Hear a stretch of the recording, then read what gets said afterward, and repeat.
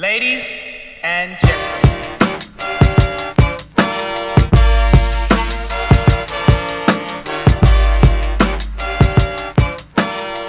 Yeah, I really just got home from training somebody. So. Yo, Compton gave me a refeed, bro. Yeah? How much did I'm you weigh? excited. 260. Well, the check-in I sent I was 268, but I dropped two more. He doesn't know that, but I dropped two more this morning. But Shit. yeah, but my refeeds are not, it's not like, it's exciting for me personally, but it's not like high, right? It would be Another while. it's But you know what? basically You look better at this 260 than you looked in a long time, right? Like Yep. your like tightness. I look better at this 268 than I did when I was 258 last year. Well, okay, so when you were 6 weeks out, Mhm. when I think you came down to see me, that's I when you're did. like, oh shit, no one's beating that. That time. Oh yeah. Mhm. You look better right now at what? The start of 8 weeks out? Or 9 weeks out? Yeah. This would be 9 weeks out. Yeah. You look better now than you did when I saw you at 6 weeks out for USA's last year. Yeah. And by then I was like, I don't even think I was I was maybe like 258, like I just said, But you know what it was? I looked inflamed, right? Within me, I looked like I was holding water, but I was flat at the same time, which is I remember telling Paul that you looked a little softer. Like you weren't like fat, but you looked kind of soft. Yeah. That's like there's so many factors to that. It's like, in some ways, I was over, how people say there's no overtraining? Technically, that's true, right? If you match it with the food, but you can't match it with the food if you have to eat in the calorie deficit, right? If you're somebody who has to go low calories, you can't really match the food, right? So you have to like figure out a way to recover, which would be lowering volume. Me personally, I never want to lower intensity, so I'd rather lower volume, shit like that. Not doing more. So right now, Compton has me on 70 minutes cardio. By that time, I was already doing 2 hours. You know what I'm saying? So just because you're doing more doesn't mean you're going to be leaner or look better. It's when it comes to coaching, it's like, forget the knowledge, right? Let's say like we all have the knowledge to coach ourselves, right? We have the knowledge. The thing is knowing when to push and pull. It's impossible for you to make that call because you're going by how you feel and past traumas, right? So if you're somebody who doesn't get in shape, your trauma is, I have to push harder. You know what I'm saying? Or if you're somebody who gets flat, you're going to be like, I have to refeed. So you're skewed by your own traumas or like insecurities and shit like that. So you're more than likely you're gonna make the wrong call because there's emotion involved. There's how you feel. Compton has zero emotion, so it's just this is what you need to do right now for how you look. So the call is always gonna be the right call. And it sounds like something so minor, but it makes all the difference. It could mean 10 pounds more stage weight. It could mean like 20% more conditioning. These are things that make it could literally take you from fourth place to first place, or vice versa. So first call out to second call out, and this is why not just coaching, good coaching is essential, bro. You have to. You just have to.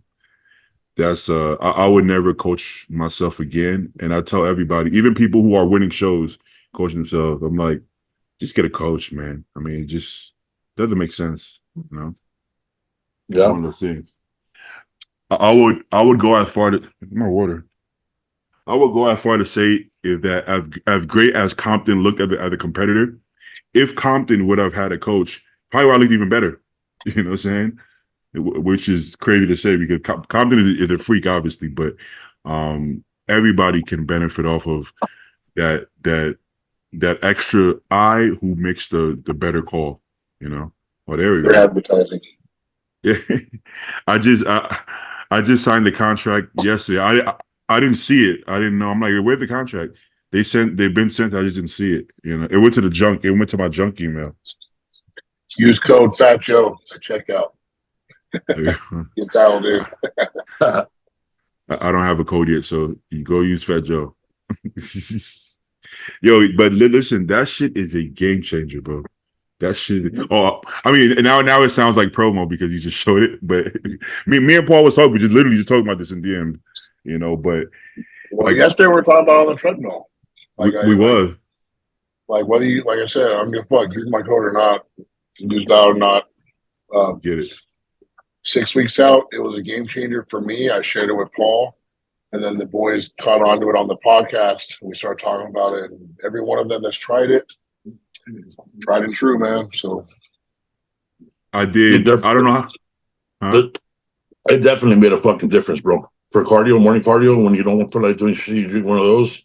All of a sudden, you're just like, boom, let's do it, and you want to do more. You know what I mean? Like, fuck. Bro, you literally say like, I just did 35 minutes cardio, bro.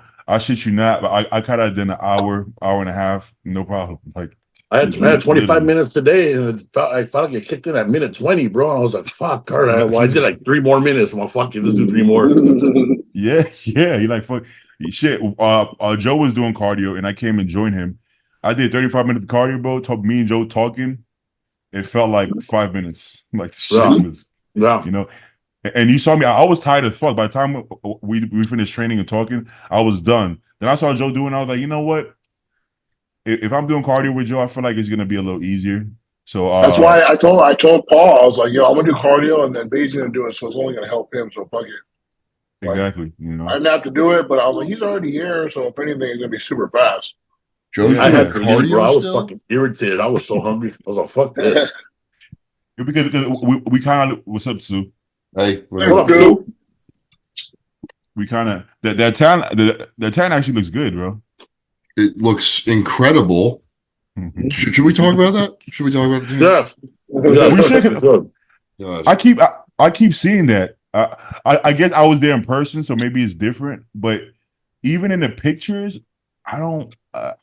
The lighting from New York and Cali is also different, right? Very different. Completely different. Yeah, because in the pictures in New York, you looked more like a orange tint, right? So like an orange. It was more of a reddish color, and they actually applied. They have this 50-50 solution that the gals in New York put on me, which is different from what they did. They didn't do that in Cali. They didn't do it on Joe and Paul either. So, but I mean, I think both of them looked very good. It was just different from everyone else's. In New York, it was different from everyone else's. In California, it was the same as everyone else's. Everybody got sprayed with liquid sun rays. We got sprayed by a different company, Joe, Paul, me, Christian Wolski, but everybody was wearing LSR, and because the host tanning company used LSR. And if you look at me and Christian like next to each other, or me and Amir next to each other, same exact color. I'm a little bit darker because my skin color is a little darker. He's fucking German, right? He's pale. Better be. But that is like nobody's saying shit about Amir's tan. Yeah, go Nobody's saying shit about Christian's tan. Christian was right there when we were getting sprayed together. Nathan was right there too. Yep. Yeah, it's kind of strange. I have a theory. I think people are grasping at straws to try and kind of like explain placings. I think so too. I agree. Yeah. Just throwing out anything that they can think of. And they're like, oh, Stu's tan was different in New York. It must have been a problem here too. It wasn't a problem in New York, and it wasn't a problem here. Okay. So Dave Palumbo, for the love of God, you don't know what you're looking at.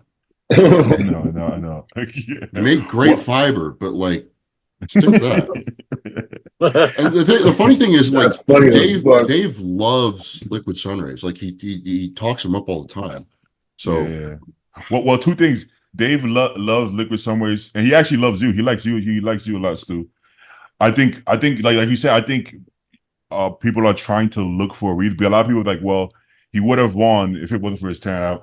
I feel like they're looking for a reason maybe to justify a placing, but it doesn't always work like that. Sometimes it just is what it is. You know what I'm saying? It is what it is. What's up, Nate? What's up, guys? How you guys doing today? Chilling, man. What up, Nate? He got the black beard now. He looks like he's 25. Yeah, the kids was like, "What happened? Did you cut all your white hairs?" I'm like, "Nah, don't worry about it." What do any of you guys dye your hair? Paul, do you dye your hair, or you don't get a My little beard, yeah. Every 2 weeks. Yeah. I don't. So some people get white beards and like once they turn 30, bro. Some people just shit goes right away. Yeah. You know? Yeah, that's how it was. Yeah. But yeah, to back to Stu's tan. Hey, here's the thing. If the tan is the problem, I feel like the judges would tell you, like, hey, bro, that tan is an issue. Yeah, and I talked to both of them, and they didn't say anything. Okay, yeah. It's just one of those things. But how you guys feeling? Fucking what? 2 days after? Wait, 2 days after the show? I feel great. You guys sound great. You guys sound like you have a ton of energy, bro. Yeah, we have a lot of fucking food. Who's picking out the worst out of you guys? You and Joe? Probably about the I same. know, just in general. Out all four of you guys. We had three cheat meals from Saturday night, one Saturday night, and then 2 Sunday. That's not Big too cheat bad. meals. The morning of the show, I was 247.0 before any food.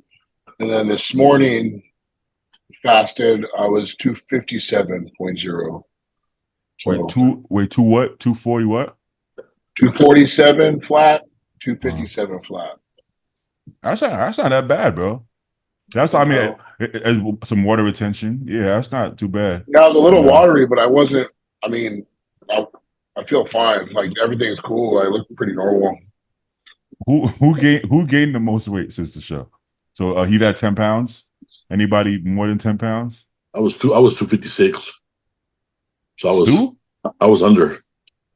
I was 262 this morning, but literally like 7 hours earlier, I ate like 1.5 large pizzas to myself. Oh fuck! And Ben and Jerry's. So that'll do it. All that soda. And after I weighed myself, I've shit 4 times since then. Right? 5. It's a lot. And in Stu's defense, yeah, I shit crazy huge before I weighed in. I woke up, first thing I did was go to the bathroom. I was sitting there for like 30 minutes. Oh, but Stu, you weighed yourself before the shit. No, well, I weighed myself after the first shit, and then there were like 3 or 4 after that. So like, they weren't just like little, like it was significant. Again, shout out to Dave, great fiber, nice job. Was that? Oh, do you take a Fiberlize? Yeah, I started using it like a week out from New York. It definitely is better than Metamucil. It's a little expensive, but like when it's show week, I'm definitely going to keep using it. I'll switch back to Metamucil here, but I keep hearing that, man. I still have a container. I just don't feel like I need it because I'm not really eating enough food to feel like I save it for peak week. Yeah, I think so. I think I'll do that. Nate, how much weight you gained, Nate? Man, I haven't even been eating. Why not? I no time. After I left the gym, I went straight to baseball. I had 2 baseball games. I got home like 10:30 at night and went to bed. Oh, I ate like a little sandwich this morning. That's it. Yeah. So, well, I need to get to it. I feel like the more times you do this, it gets a little bit less every time, depending on the circumstance. If you do like 5 shows, you might be having some cravings. But yeah, I think my USA's I gained 14 pounds. So this one wasn't bad. Oh my god! By that, what? It was Saturday. Show was Friday, Saturday. Friday prejudging. I think I was 248, and then finals. Obviously, I was flat. So finals, I ate a bit, and I was like maybe 255. Then by Monday, I was 270. I was 270. Not bad. Yeah. by Wednesday I was probably 280 already, bro. But that's just not good, man. That's just for me. It's not even the amount of food. It's just my cells swell so much, right? The way my body like absorbs carbs and sodium, everything just swells to the point that it's scary, bro. Like the pumps are crazy, and I look, but it's kind of scary. Like 3 times the size to the point that I'm going to shower and I can't shower properly. I'm like, well, I gotta stop this. I think I gotta stop fucking eating, bro. This is crazy, bro. You know what's funny? I was actually, I felt like I was given like a fucking cap because all the food has dairy in it, and I'm lactose intolerant. So you put me through a prep that long without dairy. I was like, my stomach was crazy bloated. It wasn't like a food capacity thing. I could have eaten way more, but I was so bloated. It felt like I ate way more than I did. And so I was just like, I fucking waved the flag, bro. I was like, I'm done. That's it. Yeah. I don't want nothing no more. So if you go a whole prep, one time I went the full 16 weeks without a cheat meal. Like any kind of cheat meal. I guess it's gonna happen this time too because I haven't had anything outside of chicken, rice, oatmeal, beef. Yeah, it's gonna get you, bro. But I had Chinese food and a shit ton of Chinese food right after the show, bro. Ooh, I thought I was gonna die. in it? Yeah, bro. I thought I had food poisoning or something. I thought I was gonna die, bro. I was just shitting diarrhea nonstop, and I started cramping up, right? Because you reading potassium, electrolytes, whatever, and I started cramping up. I'm like, yo, am I gonna die? Like, I'm gonna die over some fucking Chinese food, bro? It's crazy. You know, I felt horrible, and then I ended up losing like another 15, 20 pounds that I gained from the food. You know, but bro. It's just one of those things. Hey, when you guys eat a ton, does your jaw get all pumped up?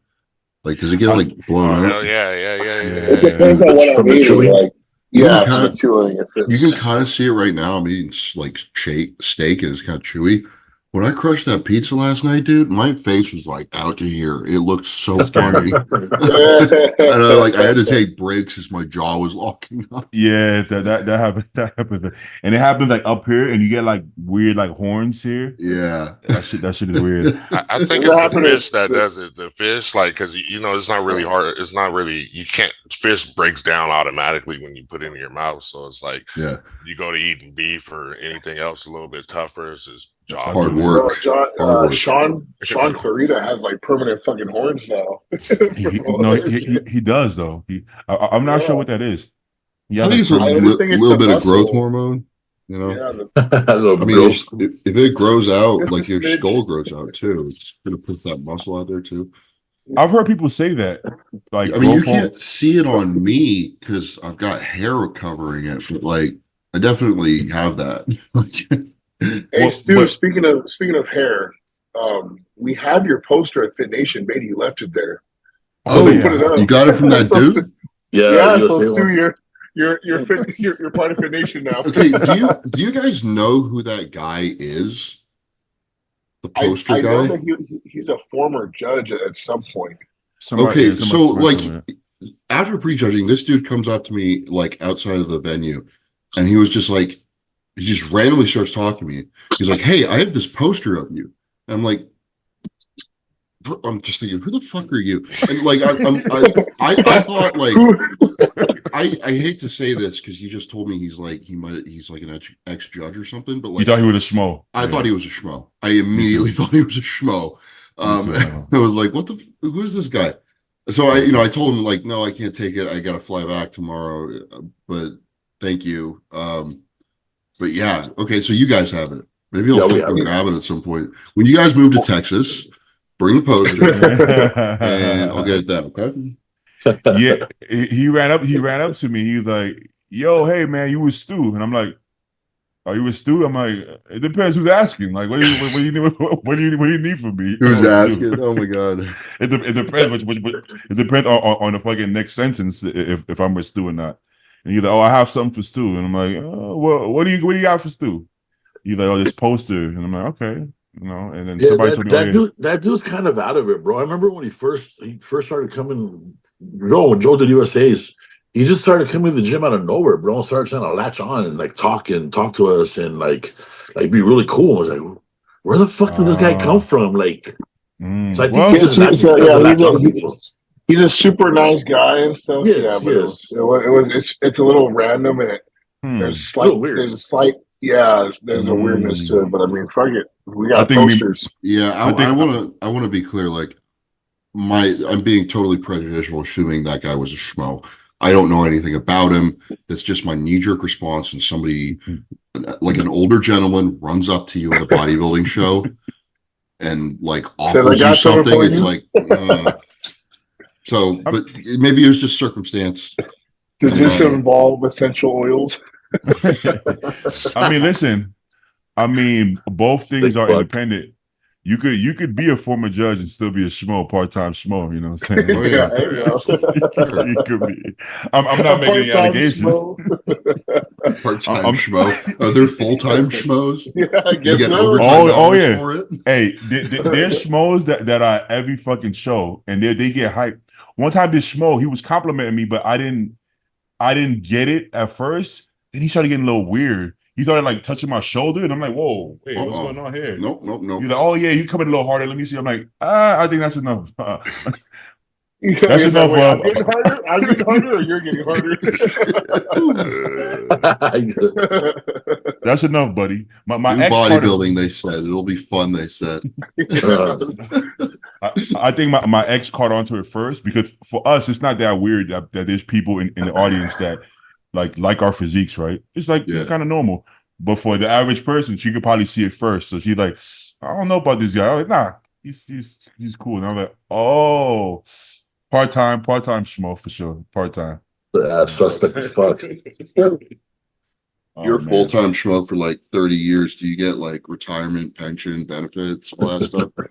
I think for sure you get pension. There's like an organization, you know. Now, the real hardcore ones are some of them are like really die-hard like female bodybuilding fans, but they're like supportive though. Like honestly, like they look out for them. They'll pay their fucking flights and hotels and buy them shit. I'm like, that's the only reason kind of female bodybuilding exists. Still, let's be honest. Like, yeah, exactly. Well, let's not go down that rabbit hole. Let's pivot off that. All right, so I think I only talked to Joe and I look weird without my glasses in the podcast. But I think I talked like 4 years older. I think me and Joe already talked in private, but what's the next move for everybody? Let's start Joe is top left for me, so let's start Joe. So we're shutting it down. I'm sorry. So first of all, how do you feel about your look? And then what's next? Oh man, like so for those that have been following me, I pretty much had 9 months in between USA's and this show.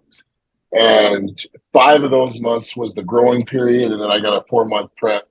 And I put on 19 pounds in between shows on stage.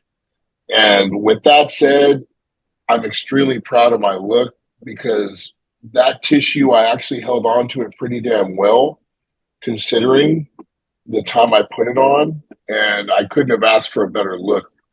So if I would have pushed the conditioning a little farther, I'm afraid I would have lost some of that muscle tissue, but it definitely gives me some excitement because I'm like, okay, I let that muscle sit a little longer. I can go that farther into my conditioning and the detail can be even better. That and then Joe, do you think you were harder at the USA's or same as here? Or? I would say I was harder here. It's just because I kind of got stringy for USA's for my physique because I pushed farther than I needed to. And I lost a lot of leg size for the USA's. That's why my legs were so much bigger here. So I would say the conditioning was just as like similar. It was just I was a little harder. This time it's just the new muscle tissue. Being new muscle tissue has a certain look. But I was definitely fuller, I would say, for this show, especially in finals. But yeah, I was happy with the overall look. I can push conditioning farther. It's just we didn't want to go so far as to string me out because my physique has a certain pop to it. So once I start flattening out too far, I lose that roundness to my muscles, and that's kind of the game we played. I did the exact same thing last year when I was in New York. So totally.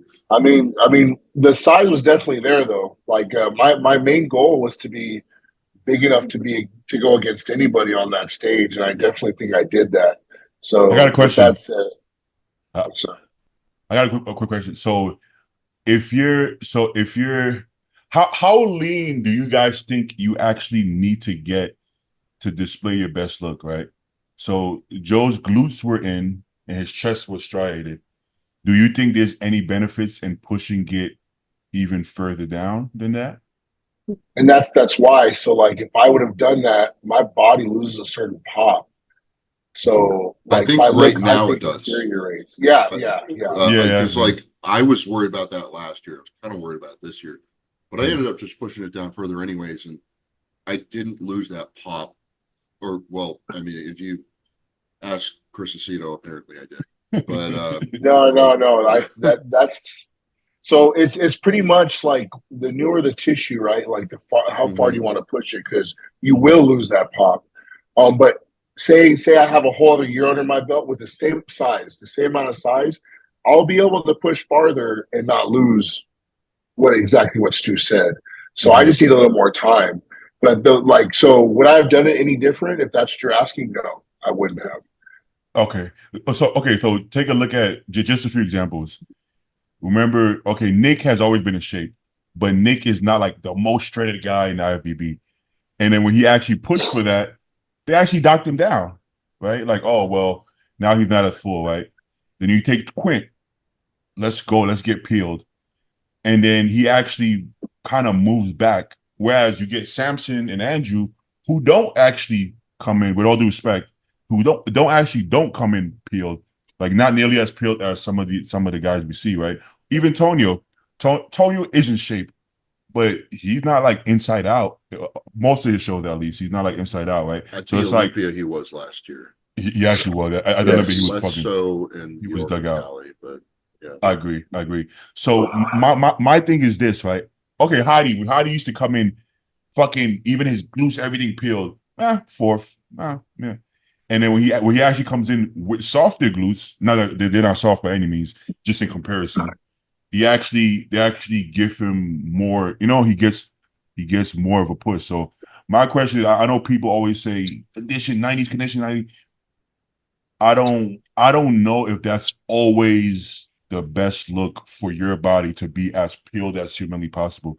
I think if the main points are in, maybe you should just hold that tissue, I don't know how you guys like especially for someone like me, like my waist being a little wider, when you do push me farther, the first thing that starts getting eaten away because they're so new is my legs. So you start taking away my legs, now my physique's gonna look worse because the fullness of my legs being gone, my waist's gonna look wider, and then now I just don't look as good. So, like I said, I wouldn't have done any different, and I just need the muscle to stick a little longer. Then with that said, I can probably push my conditioning even farther, get my hammies more dug out, get my lower back on the left handle side, whatever. It's so funny because like your glutes and hams were crazy. Maybe your lower back could use a little fat loss, but the lower back was literally like the last thing I needed, but it wasn't like bad. It wasn't bad at all. It's just if I were to heavily critique myself and go a little farther, that's what would change. But with that changing, like if I would have taken that off, I would have lost my legs and the pop. So again, I wouldn't have done it any different. I'm actually extremely proud of myself for being able to pose that new body the way I did. Like, because we practice week after week, and 20 pounds on your frame is a different body. So watching my video and stuff, I wouldn't have done anything different. I'm really happy with the package. Oh, you all actually bought the video? Did you get the video yet? You got it? Yeah, it looked really good on principle. Yeah, it actually turned out really good. So I'm gonna put that on my IG sometime this week. But it was really fucking good. Like low key. No, I don't think I should probably say that, but I don't want to have to. It's like $200 for the video, right? Yeah, it was way too expensive. It was. I've never paid for it before, and everybody told me, Joe, get it for a debut. So it was the principle pretty much. Like, I'm only gonna get one debut, and I mean, shit, it's gonna be like comparable to all my other shows from here on out. So last year at Cali, I didn't pay for it either, but they still released it on the Muscle Contest page, and they did like a collaboration post with me, and there it was. And then in New York last year, I paid for the Gilco video. They sent it to me in 4K, yada yada yada. This year they reached out to me and said, "Hey, we're booking sessions. Do you want to pay for your video?" And I didn't even respond to them. And then they filmed it anyways and put it up on Instagram. They didn't send it to me in Dropbox, full file. Okay, now I was 15th, not fourth. Well, no, my thing is you don't want to bank on it, right? Because because I saw Jordan the USA, they're like, it sucks that he doesn't actually have a how he actually looked, because in the picture, I'm looking at the picture, I'm like, you can't really see anything, right? You can't really see what you bought. So I'm telling Joe, just get it, just to make sure you can actually see the package you bought. Because if you rely on their pictures or their videos, you might get it, you might still get it, or you might just get nothing. And then now you have nothing to really compare or contrast. That's my only thing. Yeah, but it kind of sucks when you pay for it and then you see people get it for free anyways, and you're like, wait, what the fuck what's the point for that? Yeah, I'll say the biggest reason was because my mom, I wanted to get it for my mom too. So always a good reason. Worth it. Yeah. My mom wouldn't care personally, but if you listen to the video, man, because you can literally hear my mom extremely clear, clear. Well, and Stu has some record from like last New York and in this New York, so he has like a gauge to look at. So if, let's say from this show, if he got nothing, he still has a gauge. He has something, But Muscle Contest, when it comes to streaming and pictures and videos, sometimes it's hard to get anything. So just to be safe with Muscle Contest, I'm always paying for the video just to make sure I have something. I look at some of those pics, I'm like, bro, the fuck? No, honestly, like the everybody that was there that recorded something of me, none of those videos were that good this year. Like like, thank you so much for recording for me, right? But none of them turned out good where it really showed me good at all. So I'm actually really glad I got the damn video. Because the VIP seats were sold out. I usually get the VIP seats, at least for prejudging. That place was like fucking packed, bro. Like that's what I'm standing saying. up in the far back. It was busy. Yeah, that was a good show, man. It was cool. And it was like that for both prejudging and finals. Usually finals was pretty packed, but it was both. Yeah, prejudging. That's true. I didn't expect prejudging to be like that. Like usually, even if you don't have the best seats, if you wanted to film your boy, you can get up, walk into the aisles, and get a quick video. The aisles were packed too, motherfucker. They already beat me to it. So it's like the videos, it couldn't look good because we're sitting here trying to reach over people, and everybody's filming. So like they have their phones up, so you're lifting your phone over them. Fucking poor Josie at fucking 4'10", she couldn't see shit. She like this. Bro, we were at the Cal last year. We saw Stu last year, and it was nothing compared to this year. Yeah, there was a lot of open seats last year. This year, I mean, I think the shows are already turning out, with the exception of Detroit, because that was just awkwardly timed. I think like these shows are busy. They're packed. They've got fans, which is great. That is good. When bodybuilding's alive, bro. Bodybuilding is thriving. I gotta be honest, it's thriving, and I like the camaraderie too. I don't know. I feel like that's like a dope aspect. You know what I'm saying? That was one thing that was fucking dope. Yeah, like I think I told Beatty and Paul, like when we went back there. Well, first we went check-ins and backstage. Every single person was dope as fuck. They were super chill. Nobody was like overly like serious or whatever. They were laughing, talking to each other, pumping up and stuff. I'm not used to that. Yeah, you'll like the amateur level in the pro league. It's like there's not many people, man. They're all pretty relaxed. Yeah, super chill. It was. I mean, shit. That was my first one, right? And I was like, damn, this is something to look forward to. This is dope as fuck. I like this. something about our generation of bodybuilding, though. I think people are making more of an effort to like be friends, right? To keep in contact and shit. More so. I think it has a lot to do with podcasts as well, just podcasts in general. Because we're all already friends, right?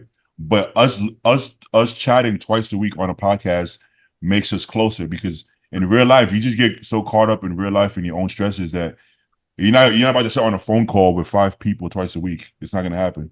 So this actually keeps people closer. And then getting other guests and guests meeting guests and desktop bodybuilding. And there's so many podcasts and people just collaborating, and with social media and shit. I think it's bringing people actually closer, which I think is great.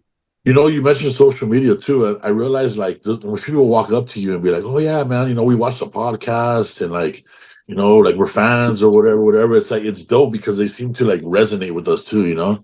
Like they're like on our level in a sense, and they understand. So it's like they're part of it. Yeah. When podcasts are usually full of like just top 5 guys and maybe like legends and older guys or retired guys, I feel like it's harder for people to relate, because it's just that degree of relation kind of falls apart, right?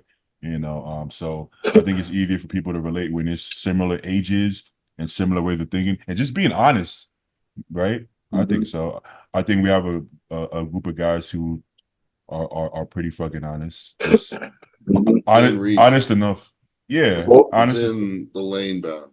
without getting too much trouble. Yeah. Well, what's cool though is that like when the people that do get to see us and see us on the podcast, they're going to see that we're exactly the same outside of the podcast. Yeah. And so that's cool that you just come up to us in the gym and be like, "Hey, you're fucking Joe or Paul or Beatty or hey, you're fucking Stu." You know what's funny? I feel like we were so hard on Zayd that now people think the opposite, because they expect him to be small. Like they expect Zayd to be small. I'm like, no, Zayd wasn't small to begin with. It's just that we want to make sure that he's like not wasting too much time, and it worked because he is pushing it harder. Yeah, I've never seen Zayd in real life. He's pretty fucking big, dude. Well, it's funny, he's bro, wearing a tight t-shirt too, funny. but yeah, he's big. He's big. He's tall too. So the fact that he was a light heavy is astonishing. Dude, he's kind of weird. Like he was taller. He is. Yeah. Okay. Yeah. It still doesn't add up, because even at 250, if I'm 250 in the off season, I don't look big. No. But he actually does look big. The way he holds his weight, especially when you have bigger legs, you would think, right? You would think you would be like 290 just because of legs. Yeah. But he got hollow bones, bro. Like it wasn't. You know who his physique kind of reminds me of? Like a slightly shorter Antoine. Oh yeah. I see that. I could see that. You guys remember Ronnie Raquel too? I do remember that. Yeah, he was like, a little shorter, but like just very dense and compact. I think when he fills out, like he's gonna look kind of like that. I think so. And to be honest, he doesn't look like super bottom heavy anymore. Obviously, his upper body actually has a pretty good flow with the lower body. I agree. I saw it too. I agree. The arms came up a lot. But when I first met Zayd, bro, like it was like pro legs with middleweight arms, bro. It was insane. I'm like, what the fuck is going on here? Don't train legs. I don't want to see no. And he trained legs hard. I'm like, why? Stop. Don't squats. He trains him like once a month now, right? Yeah, I think so. Hey, newbie. I think I might have to get on that newbie then. Fuck it. The newbie train. We were going through our what we thought about the show and what's next. Oh, damn. Oh, yeah, we got sidetracked again. It shocked me. Oh, I'm sorry. Oh, yeah, let's go, Nate. You need to start eating. Your kids are getting in the way. I know. Yeah. I was so. I don't know if I was disappointed with myself, but I just thought I was going to do better, and then I feel like my issue is I need help, and we all do. Yeah. I just need help. Like I'm going to I didn't expect the lineup to be this big from last year, and so the last week, then I'm like, man, like I got into my head, And so I'm pushing, and then I'm like, I need somebody to help me. So I hit up Ron, RPG, and I'm like, man, I need you to help me just land this plane. And then I think we pretty much we did it. I had a great look. It's the best I ever looked. So I'm not disappointed with that. But I just had higher expectations for myself. And I feel like I just missed a couple steps during my cut where I probably pushed a little bit too hard at moments, and it's hard for me to feel back up to get the look that I want. I felt like I was just a little bit too stringy. I wasn't round enough. Your legs look a lot bigger than last year, though. Oh yeah. My legs definitely improved. Yeah, I was excited about that. Like that's why I had more motivation for. I was like, man, at least get second call out. But I feel like I'm not the biggest guy. I'm never going to be the biggest guy. But I'm put together pretty good, and my top matches my bottom, and the sides. And you're round. So, yeah. Then you got a small ass waist too. Yeah. So I'm not even talking about the placings or anything, but I'm gonna look for another coach. I got a couple of people in mind. So. We just talked about that. I think before you hopped on, just that it's not about knowledge. We all have the knowledge to coach ourselves, right? It's about making the right calls without bias. We all have insecurities and traumas and all types of shit that's gonna make us want to make a call that maybe we shouldn't make, right? So it's like, I want to be shredded because I wasn't shredded last time, so let me push a little harder. But when to push hard and when to pull back, you just need somebody else to make those calls, bro. You know what I'm saying? I didn't realize you were that tall, bro. You might be taller than me, bro. You might have me by like a half inch. I didn't realize. Yeah, he's pretty fucking tall. I didn't. 5'11". Yeah, I didn't expect that. So I'm like, oh, holy fuck. Because the way your arms look, like you would think like a shorter guy would have like the crazy round triceps and shit like that. But you're very bubbly, you know what I'm saying?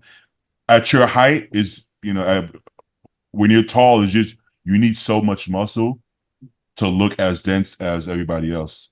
That's like the thing, but in your favor, you have a small waist as well. So it's just like, there's never enough muscle. If you're over 5'10", it's always more muscle. You're never gonna have enough muscle. It's more and more and more until you fucking blow out your waist. And you know what? Me and Nate were talking yesterday when we were training. I don't know if he told you guys, but he put on 19 pounds from his last show. From the last show. Cal last year? Oh, Nate? Yeah. Yeah. I didn't know. So I mean, motherfucker did his job. You know what I mean? Like, he put in some work. So you got it done, yeah. Yeah, was it it was like so I was 226 last year. I don't know how. And then I was 240 this year. So well, you probably pushed down way too hard if you got down to 226, Yeah, well, I mean, I turned pro at 220, so I mean, it was still another 6 pounds. So it was like, I'm not. I know people that most people are not truthful about their weight. I don't care. I'm like, I'll go out there whatever I got, man. I don't care. I'll compete. Like if I get smashed, I get smashed. I didn't get last year, so I got 9th last year. I mean, I got tied for 16th this year. And when it comes to genetics, bro, like, bro, at 220, bro, I wouldn't be able to stand next to anybody. We're the same height, but just everybody looks different, bro. I don't know. I don't even know how it's possible, but it's everybody just holds weight differently, Also, what's next for you, Nate? I'm gonna try to get another coach. I got a couple people in mind, and then probably off season until next year. I don't know if I'm gonna do the Cal again. I kind of wanted to pick that show as like a show that I want to do every year, just because it's local, but. I don't know. I'm just kind of indifferent right now. So maybe if they change a few things, you do Legion. That's another one I had in mind too. I mean, it's drivable from you, right? It's like 6 hours, 5-6 hours. It's like an 8-hour drive. Yeah, I could do it though. Even the plane ride's not that bad. I mean, the ticket's not that bad. I was thinking of Vancouver too. Just something on the West Coast. So the time zone's not messing with me. But Yeah. I don't know how much time I want to get with somebody and get their ideas and see, because I'm like Lee's. If I can't do Lee's in this year, probably.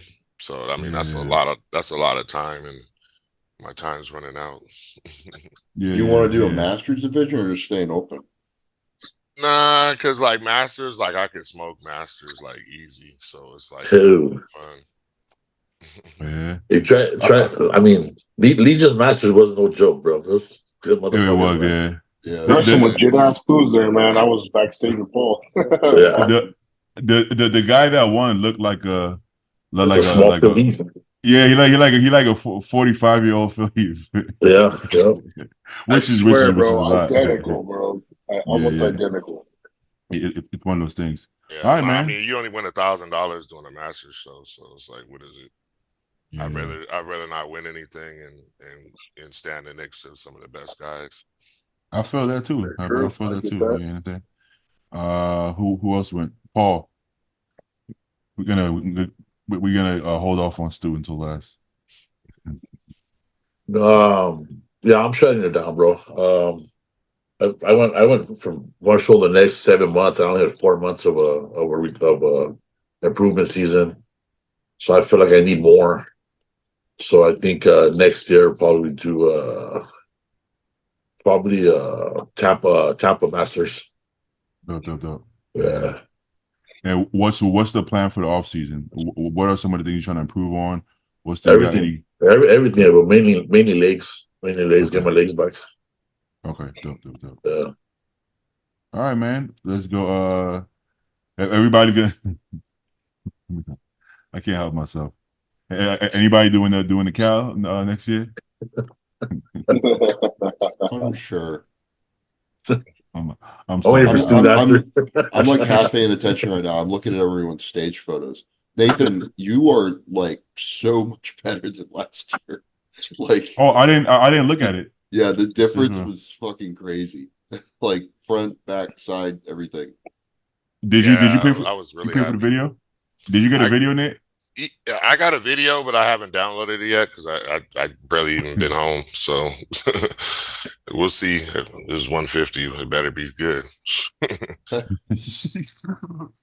I know that guy. I know the video guy. He's actually legit guy. He's a nice dude. I mean, I was actually really happy with the video. When I turned pro, he gave me a clip that he had. I didn't even pay for it, and he was like, "Yeah, he hooked me up." So man, he showed me love. Yeah. Next year is good. I think just about I'm looking at Joe's picks now. I think maybe a little bit left on your lower back, but not much, dude. Not much. That's what I was saying. Like I can see it, but would it have been worth it to me? No. Right. Yeah. And everything else is so big and round. It's like, I think overall, probably a good look for you at this time. I thought so too. I like the comparison pictures that are on NPC News. I think those are pretty good. I didn't see any of it so far. I got to go check it out. Yeah, pull them up. Pull them up right now. Let me see. Hold on one second. It's gonna take me a little minute though. I'll DM you the link. NPC. I just sent it to you on WhatsApp. On WhatsApp? Yeah. You got that on your computer? Yeah. No, actually I don't. But why is Zayd on the front page of NPC News Online? He's a big deal, obviously. So is Joe. Look at Joe here too. Oh shit, that's so random. The USA photo shoot. Yeah, from last year. Mm-hmm. It's so funny they only just now put that up. I thought it was dope. I was in the call out with Joe though. I was like, man, I get to be in call out with some friends. Like, yeah, that was cool. Cool. At the end, when they lined up all the people that were, they're like, "Hey, so these guys competed too." They put us on stage. Yo, low key, I'm like really happy that they made y'all pose though, because I thought they were just gonna line y'all up, and I'm like, what the fuck is? What, are you gonna line them up? I mean, I'm gonna be honest. It was kind of nice. Like it made it worth it for me to come back to finals. So I was like, okay, I'll do that. You always got to come back on a pro show. Because you get that confirmation round, even though it probably doesn't mean anything too much. But and they'll fine you if you don't come back. Actually, they will. It's funny though. I was like, so help me God, if they move me at all, unless I'm going closer to the center, I'm walking off stage. I'm a hottie. No, some people don't come back, and don't be that guy. Don't not come back. Hey man, didn't Ross do that in the Olympia? Yeah, Yeah. but then I think he said he had like a bug or Oh, he something. got sick, huh? That's what it was. Yeah, that's exactly what I would say if I didn't come back. I'd be like, oh, Doctors know. I fucking strained my my glute muscle and I pulled got my sick. trunks. Hold my drugs. Lost it. Yeah. Somebody stole my posing trunks. That's what. All right. But how do you put up the comparisons? Can you guys see? Yeah. Okay. Roll down. Where do you? Right there. Oh, Comparisons open, yeah. And there's like shitloads of photos in here. Just FYI. So much people, man. Oh my god, this is too much. But I can't go over this. Like, what do I even look at? It's like. Start clicking. All right, let's see. Not You saw, First you saw one, Beatty no get one's on flustered and stage. overwhelmed. Right to the He back. saw so much going on. He's like, I can't do this. I just gotta go. I can't. What do you guys see right now? A bunch The of page. Of all the thumbnails. The thumbnails, Dude, just yeah. pick Oh, It No, popped no, up probably on another screen. yeah, Beatty, because Beatty, you're you fucking fired, dude. you gotta share it.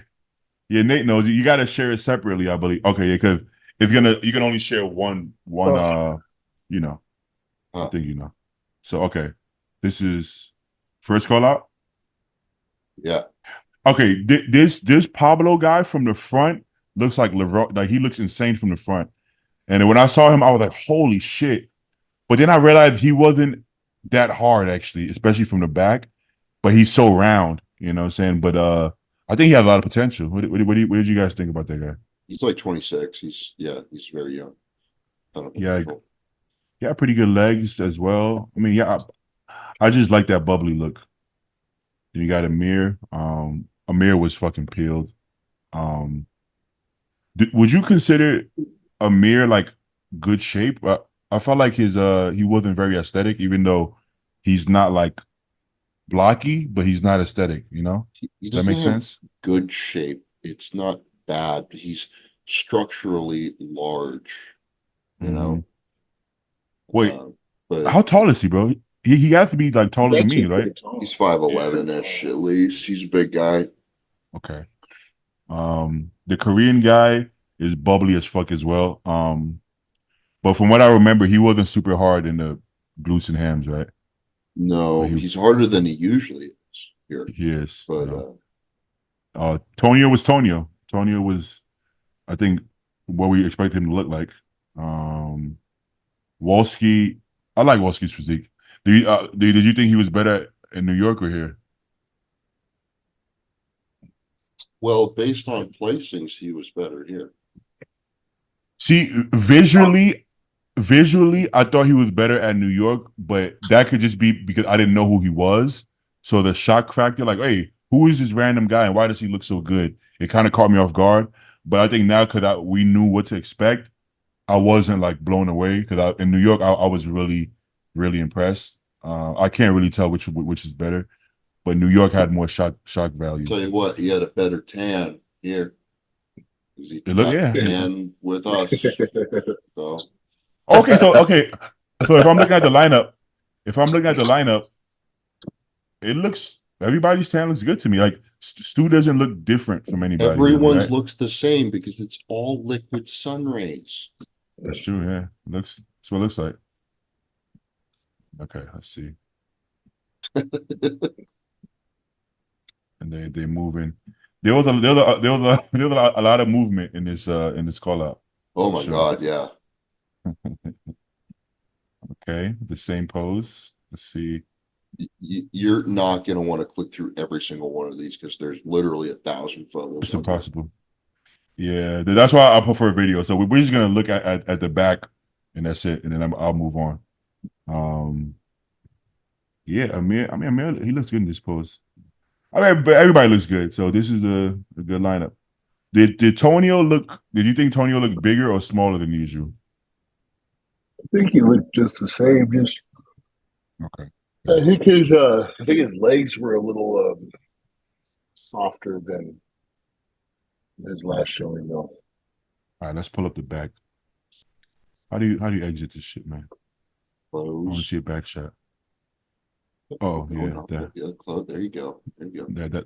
that makes sense now. All right, let's see a back pose and then we'll move on. I don't want to go through all these pictures. Let's see. Oh, we didn't even get to Stu about how he felt about the show, but Shall I talk while you're trying to find a picture and pull it up? It'll probably. take a minute. Let's see. All right, let's do side that. chest. I'm very pleased with how I look. I was definitely significantly better than I was in New York. Unfortunately, well, not unfortunately, but Christian and Amir also improved based off of the placings. So they got in front of me after placing behind me in New York. And yeah, this is the best I've ever looked by a significant margin. And I've got 7 weeks till Vancouver now and 8 weeks till Chicago. So I'm gonna, as I mentioned, I've been eating some shit. I'm gonna relax for like a couple of weeks and then get back on prep like 4 or 5 weeks out from Van, and then do it all over again. Are you gonna try to come a little bit fuller, or what's the goal?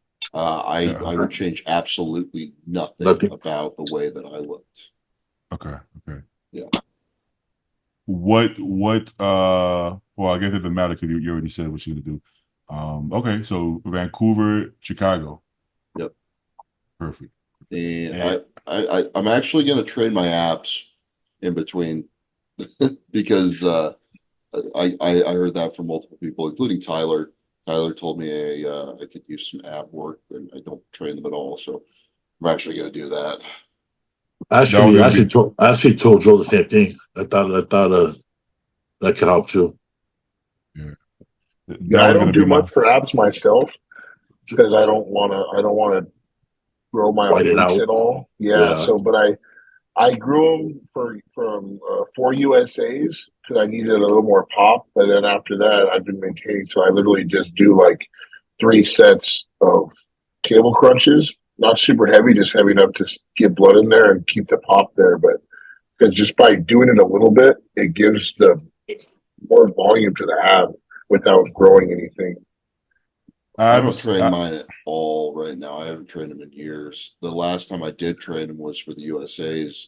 I was doing it every morning, and that was the best my abs ever looked. I just don't care to. Yeah, it's boring as fuck. It's boring as fuck. Yeah. So, but you know, this is my job, so I should probably do it. That's kind of how I looked at it. That's what I was trying to tell you. I was like, you don't got to do much. You know? Yeah. Like once a week. Yeah. Abs could bamboozle you from the front. When your abs are deep, it can make it appear that you're in better condition than you are from the front. And if they're shallow, it can do the opposite and make it look like you're not in as good condition as you are, even though it doesn't mean that. Well, but it can. Mine are weird because like when I'm hitting like my ab and thigh or something where I'm flexing my abs, they look really good. It's just when I pull up into a front lat spread, they completely wash out. You can kind of see like the outline of them in the front double. But front lat spread, there's just nothing there. And other people like Tonio, if he pulls up because he's got big, round, blocky abs, like he's still got abs that you can see in the front front lat spread. Yeah, they're still prominent. You said big round abs? I mean, I'd call them round. Yeah, if you could call abs round, he definitely has round abs. Circles. Have you ever tried what Milos was suggesting as far as like crunching down on your abs in the front pose? Yeah, it looks awful. I mean, like I literally look like I'm half the size. I was thinking about trying to play around with that and like, because like when you pull a vacuum, you got to hold that pose for a while in the front double. Like sometimes I feel like I'm about to pass out. So like if I need to like get some air, I was thinking maybe I could like crunch down, get an ab shot there. But I couldn't get it to work, man. I don't like it. but also it doesn't have to be like crunched down all the way. It could be like 50%, like Dexter Jackson. Yeah. Like So 50. when I like do it halfway, my six pack disappears and then I've got some oblique lines showing, but I still look totally washed out. It's like the worst of both worlds. Yeah. So your best bet is to get your abs crazy round, and then see what that looks like. See what happens. Yeah. All right, man. Sounds like a plan to me. Hey, you guys think Tonio looks better with the vacuum or without the vacuum? Without, I think so. I mean, he has some sick ass abs. I mean, I'd say without too. I mean, show him. because when he stretches, you still like it looks better. Like it's better to see the abs than to kind of like push it back. Yeah. When you have the vacuum, kind of elongates your waist, which makes it look smaller for most people. But if you already have a long waist, like Tonio or like Nathan, if Nathan pulls a vacuum, it's kind of like, well, your waist is kind of long and you have good abs, you know? Like, same with Dexter. It's like, I don't think you need the vacuum if you have great abs and a long torso. You know, it didn't look bad though. Steve likes like flexed abs in every pose if you can. He prefers that. He said that. Yeah. Well, Tonio usually pulls up without a vacuum. I think Tonio could actually crunch down on it and still look really good. He did that last year. He didn't pull that vacuum last year in his front double. Yeah. I mean, the vacuum is kind of in, and it does help some people. So I think a lot of people feel like they need to hit it, but I don't think everybody needs to hit the vacuum. I think you can hit the vacuum, hit it, but I think show your abs too. You know what I mean? Like show both. Yeah, absolutely. Hottie does that, right? Hottie does that, doesn't he? Yeah. Nick does both, but like he pulls it up for like 1 second. You know, Hottie pulls it up. Vacuum. That's no, not that vacuum. You know, it's not. Yeah. I think he's mentally pulling a vacuum, right? Because it looks like he's like really sucking it in, but then he crunches down. Where Hottie pulls a full vacuum and then sucks it in. I think that's a good combination. You know what I'm saying? All right. Oh yeah, I was looking at the back pose. Okay, hold on a second. All right, back pose. So I'll say the three on the right seem to have better backs than the three on the left. Well, this guy actually brought his back up, like at least the detail. He brought it up. Crazy back double too. It's Amir right here. A lot of detail, yeah. It's not wide, but a lot of detail for sure. I don't know. It's pretty wide, dude. Really? Yeah, it's pretty wide in person. Well, maybe he could use a little more lat, but like just structurally, he's a big guy, you know. And you get bamboozled by the crazy glute striations and the lower back striations. It's very impressive. It's not better than mine, but it's good. It's very good. Hey, he's in shape, man. This is where he kind of exposed the Spanish guy, right? When you see the glutes, you know, and you see the detail in the hamstrings. Pablo doesn't have good back poses, but from head to toe, but from the front poses, from head to toe is really, really good. You know, Tonio obviously one of the best back doubles in the game. Looks crazy. Wolski actually had a good back double. Very good width. Stu had a lot of thickness and detail in his back. Stu, I just want you to know you're one of my favorite individual posers. Not just because you're my friend. Shit's always entertaining. I did Rammstein because I knew there were going to be a bunch of German guys at the show. I thought they liked that. That was cool though. It was a really good routine. Yeah, it was. That was a good one. All right. I think that's enough about the Cal. Congrats to everybody who did the Cal. Oh, Tonio. Congrats to Tonio for winning the Cal. Good job, Tonio. Good job.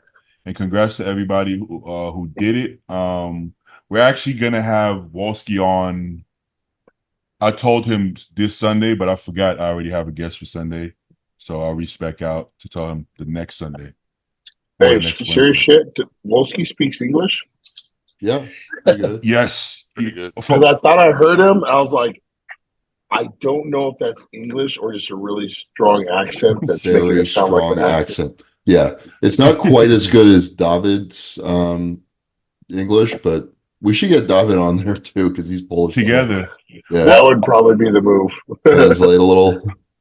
David has a way better grasp on the language and meaning and definition and Yeah, slang. and like slang. Yeah, Yeah, but Walski's accent, but David's accent is actually really thick, but with full understanding. It's like Arnold has a thick accent, right? But his English is perfect. He just has a really thick accent. So David has a really thick accent, but his English is like really good. Whereas Walski is the opposite.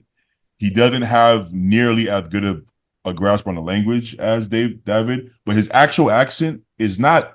It's not too crazy. It rolls off nice. It doesn't come off like, you know. So it's he has a very nice soft voice.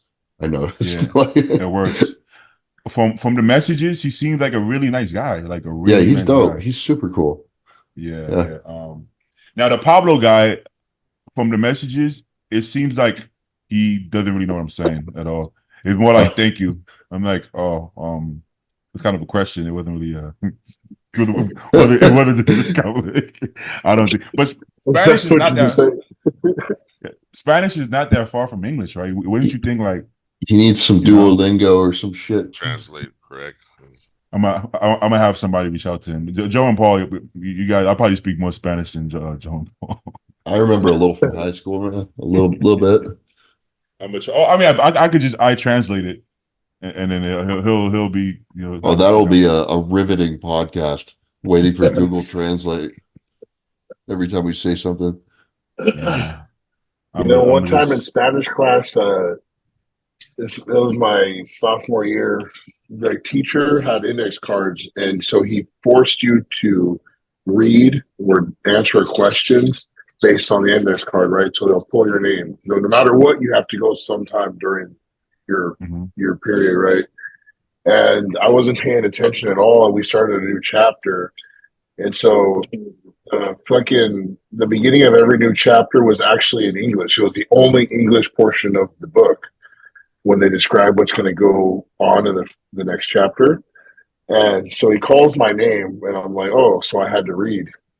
And the first word was describe this, and this. So it was all in English. And I read out loud, like 100% serious, and I say, describe. And the whole fucking class starts dying. And I'm looking around like, what the fuck did I do? And then Sounds good to me. Again. Yeah, I was like, try again. And I look at the rest of the sentence, and I'm like, holy shit, that's English.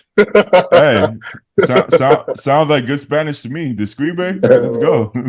My dad was proud, bro. What I used to do in Spanish class in high school is I would take pencils. You know that foam ceiling board that I had? Yeah. I would just like flick them up into the ceiling. And I'd have like 5 of them stuck above me before the teacher would notice. It drove her fucking nuts. It was so you funny. imagine someone sitting down and just fucking pencil hitting them? That happens sometimes. I wasn't paying much attention. In hindsight, I wish I would have learned as many languages as possible when I was young and didn't have this amount of stress and responsibility, and I could just learn shit, right? My mom speaks like 10 languages. I don't need to know those languages, but like she does speak French to a point. French would have been nice to learn as well. I could probably know.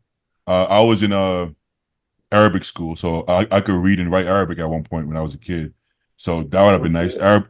If I could have known Arabic, Spanish, and French, and that would be so cool. At 30 years old, that's cool. At fucking 10 years old, you don't give a fucking shit. You're like, I don't give a fuck about none of that. But it would be super cool if you're a 30-year-old man fucking can speak 4 languages. I mean 5, because I speak Hausa. 5 languages, that would be fucking dope. That's fucking sophisticated, bro. I'd be like the coolest motherfucker in the world if I could do that. But yeah, but I mean, this is America, so like everybody should just fucking learn English. You know? Yeah. I never understood that when someone's like trying to talk to you in Spanish, like, oh, I only know English. And then they tell you, oh, you need to learn Spanish. It's like, bro, it's not like we're in fucking Mexico. This is my country. Yeah, I thought it was America. I mean, it's more so like I want to be able to go to other countries. I don't really travel like that, but other at some point, suck, dude. And What the you ones mean, we're bro? going to, people speak English for you, so who cares? When you go to other countries, they tell you, "Oh, I wish I could be in America." Why would you be where they want to be? Hey man, it's only gonna help though. Fuck it. You know, I mean, I guess in those countries, people do speak English, right? If you go to like Dubai or Kuwait, everybody kind of speaks English for the most part, right? Yeah, I'm joking, by the way. I'm just trying to be an ignorant American because it's funny. But we are the best. I have a shirt that says USA right there. Goddamn right. All right, let's see. All right, so what's up next? We got Toronto in 2 weeks. Mm-hmm. Wait, who's this? Oh, Felix. Holy shit, dude. Felix is doing Chicago, and I'm scared. Oh, I know Felix. That's the North American guy. Yeah, he won the 22 North Americans, and he's blown up since then. I mean, shit, he looked crazy back then when he won. Yeah. And he's bigger. That's pretty impressive. That's a good picture. He rarely posts anything, but yeah, he looks absurd right now. And he's like 5'11", I would assume. I don't know. 5'10". He said 262. Let me see. I should be able to tell. If this how much muscles on him though? What was he got like 10 pounds to lose, maybe 5-10 pounds to get his glutes in? So he's at least like 5'10", I would assume, by the weight and the way he looks. I mean, he looks great. Good job, Felix. We should get him on the show. Felix Norman. Do I follow? I don't follow him. Let's get him on the show. Felix Norman. I want to get more like newer pros that people aren't talking about. Well, Patrick, this is the biggest I've seen him, no?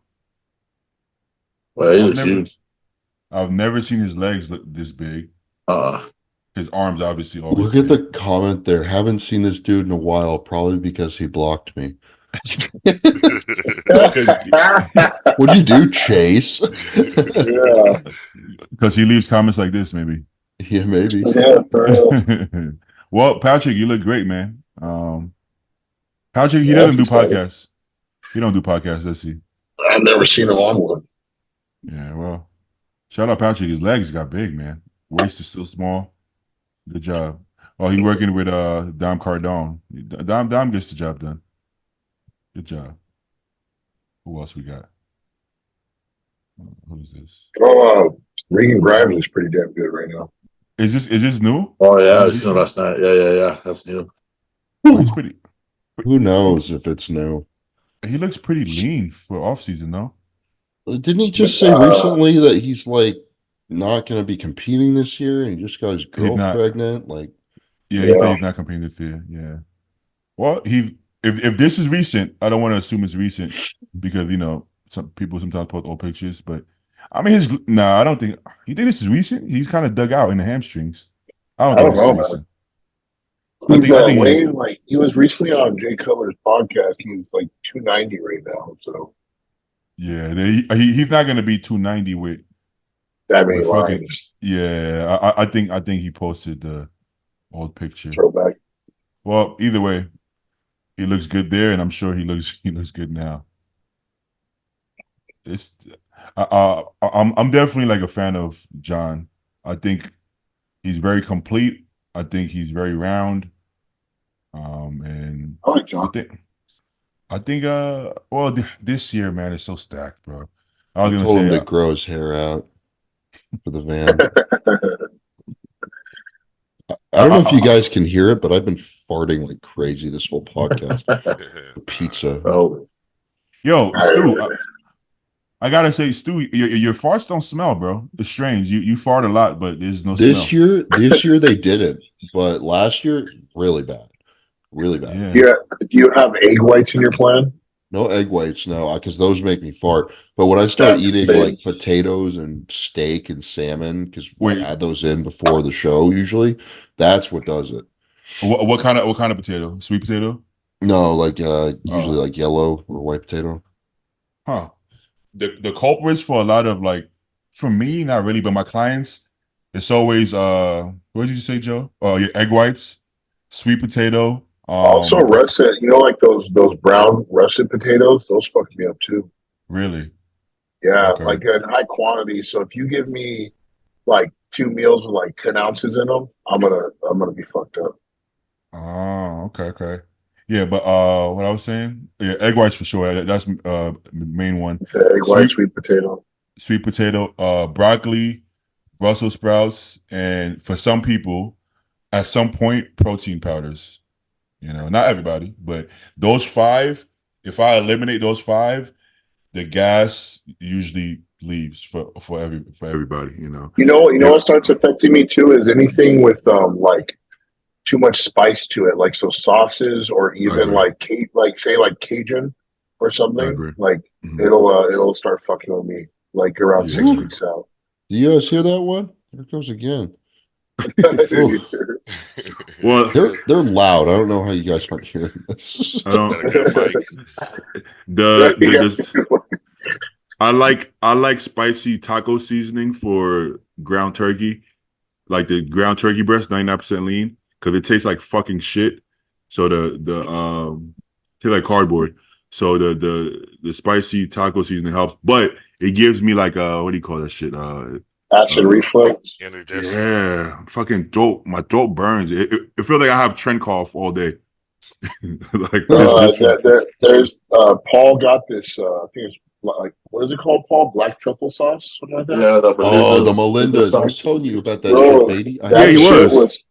that shit is so good. But right away, because I didn't try it until we were like 5 weeks out. I told Paul I can't be eating this. Like it's gonna fuck. Like I got all gassed up right away. Oh, maybe that's what does it to me.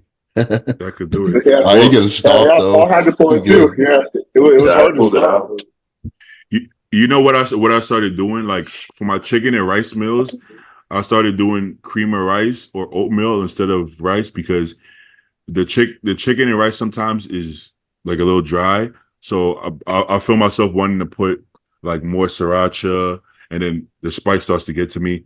And then you can put Sometimes you spray the sriracha all over me, which is a little weird. Yeah. We were sitting in the gym. He's like putting his meal together, right? He's just fucking spraying sriracha just right onto my shoe. Oh, you fucking bastard. the shit flew everywhere. I don't know what happened. I got that on video too.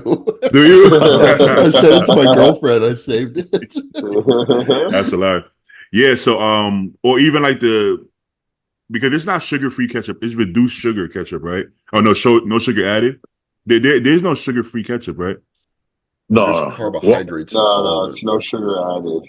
So I don't want to put a bunch. So I'm like, you know what? If I just do cream of rice or oatmeal, I don't need any sauce because it's already like it's wet or like it's not as dry. So when I do that, I just put salt on the chicken and I'm good to go. So that saved me a lot of extra, not really calories, but extra shit on my food that I could get away with. So that's if anybody wants to try that, that's like a good Bro, hack. the highlight of the whole fucking show was when me and Paul got to eat dark chocolate right before going Oh off. yeah, backstage. That shit was chocolate? incredible. They're like a Yeah. vasodilator or something. Whose chocolate was it? It's pretty much just like sugar and fat, right? So Yeah, the fats in it. yeah, I'm a Snickers guy. I crush candy bars right before I get on stage. I can't because the dairy thing. So that's why Oh. I do dark chocolate. Weakling. Yeah, I'll do Yeah, like yeah. a big Snickers bar or like maybe half one, and then I make this concoction of like carbolin and salt. It put like 50 grams of carbolin, maybe an ounce of water, and it turns into this slurry with a bunch of salt in it. And I'll just slam that before I go up on stage.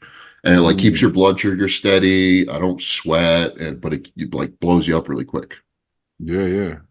Well, the Yeah, first time. the chocolate for me, I felt like it like instant, like made me feel like tight. Like, oh shit. There we go. Yeah. The first time I actually ever talked to Stu was Stu offering me Snickers at the USA. Yeah. At the finals, I had like a whole bag of shit. I was like trying to hand it out to everybody because I wanted to get rid of it. Did you not see my gut, Stu? You wouldn't offer me. Oh yeah, I figured you'd want one. by finals, but I ate so much food. I'm like, why did I do that, bro? I thought it would come back down. I'm like, you know what?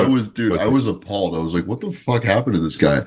Because like throughout the whole prep, like they were throwing up pictures of everybody doing the show. And I was like, my waist was like this guy this. shows up peeled. I'm like, we're all screwed, you know? And then at finals, I saw him, was like, oh shit, what happened? The stomach was crazy. You know, when your hips are small this way, if you have any distension, it looks even worse. Bad, yeah, it pops right out. Nobody thinks about that. It's like, oh, you have a small waist. I can see that. Yeah. There's nowhere for it to go. It can't come out here. It just comes out here. So you have to really control. So that's something people don't think about, but you actually have to control it really, really hard. And sometimes it slips my mind.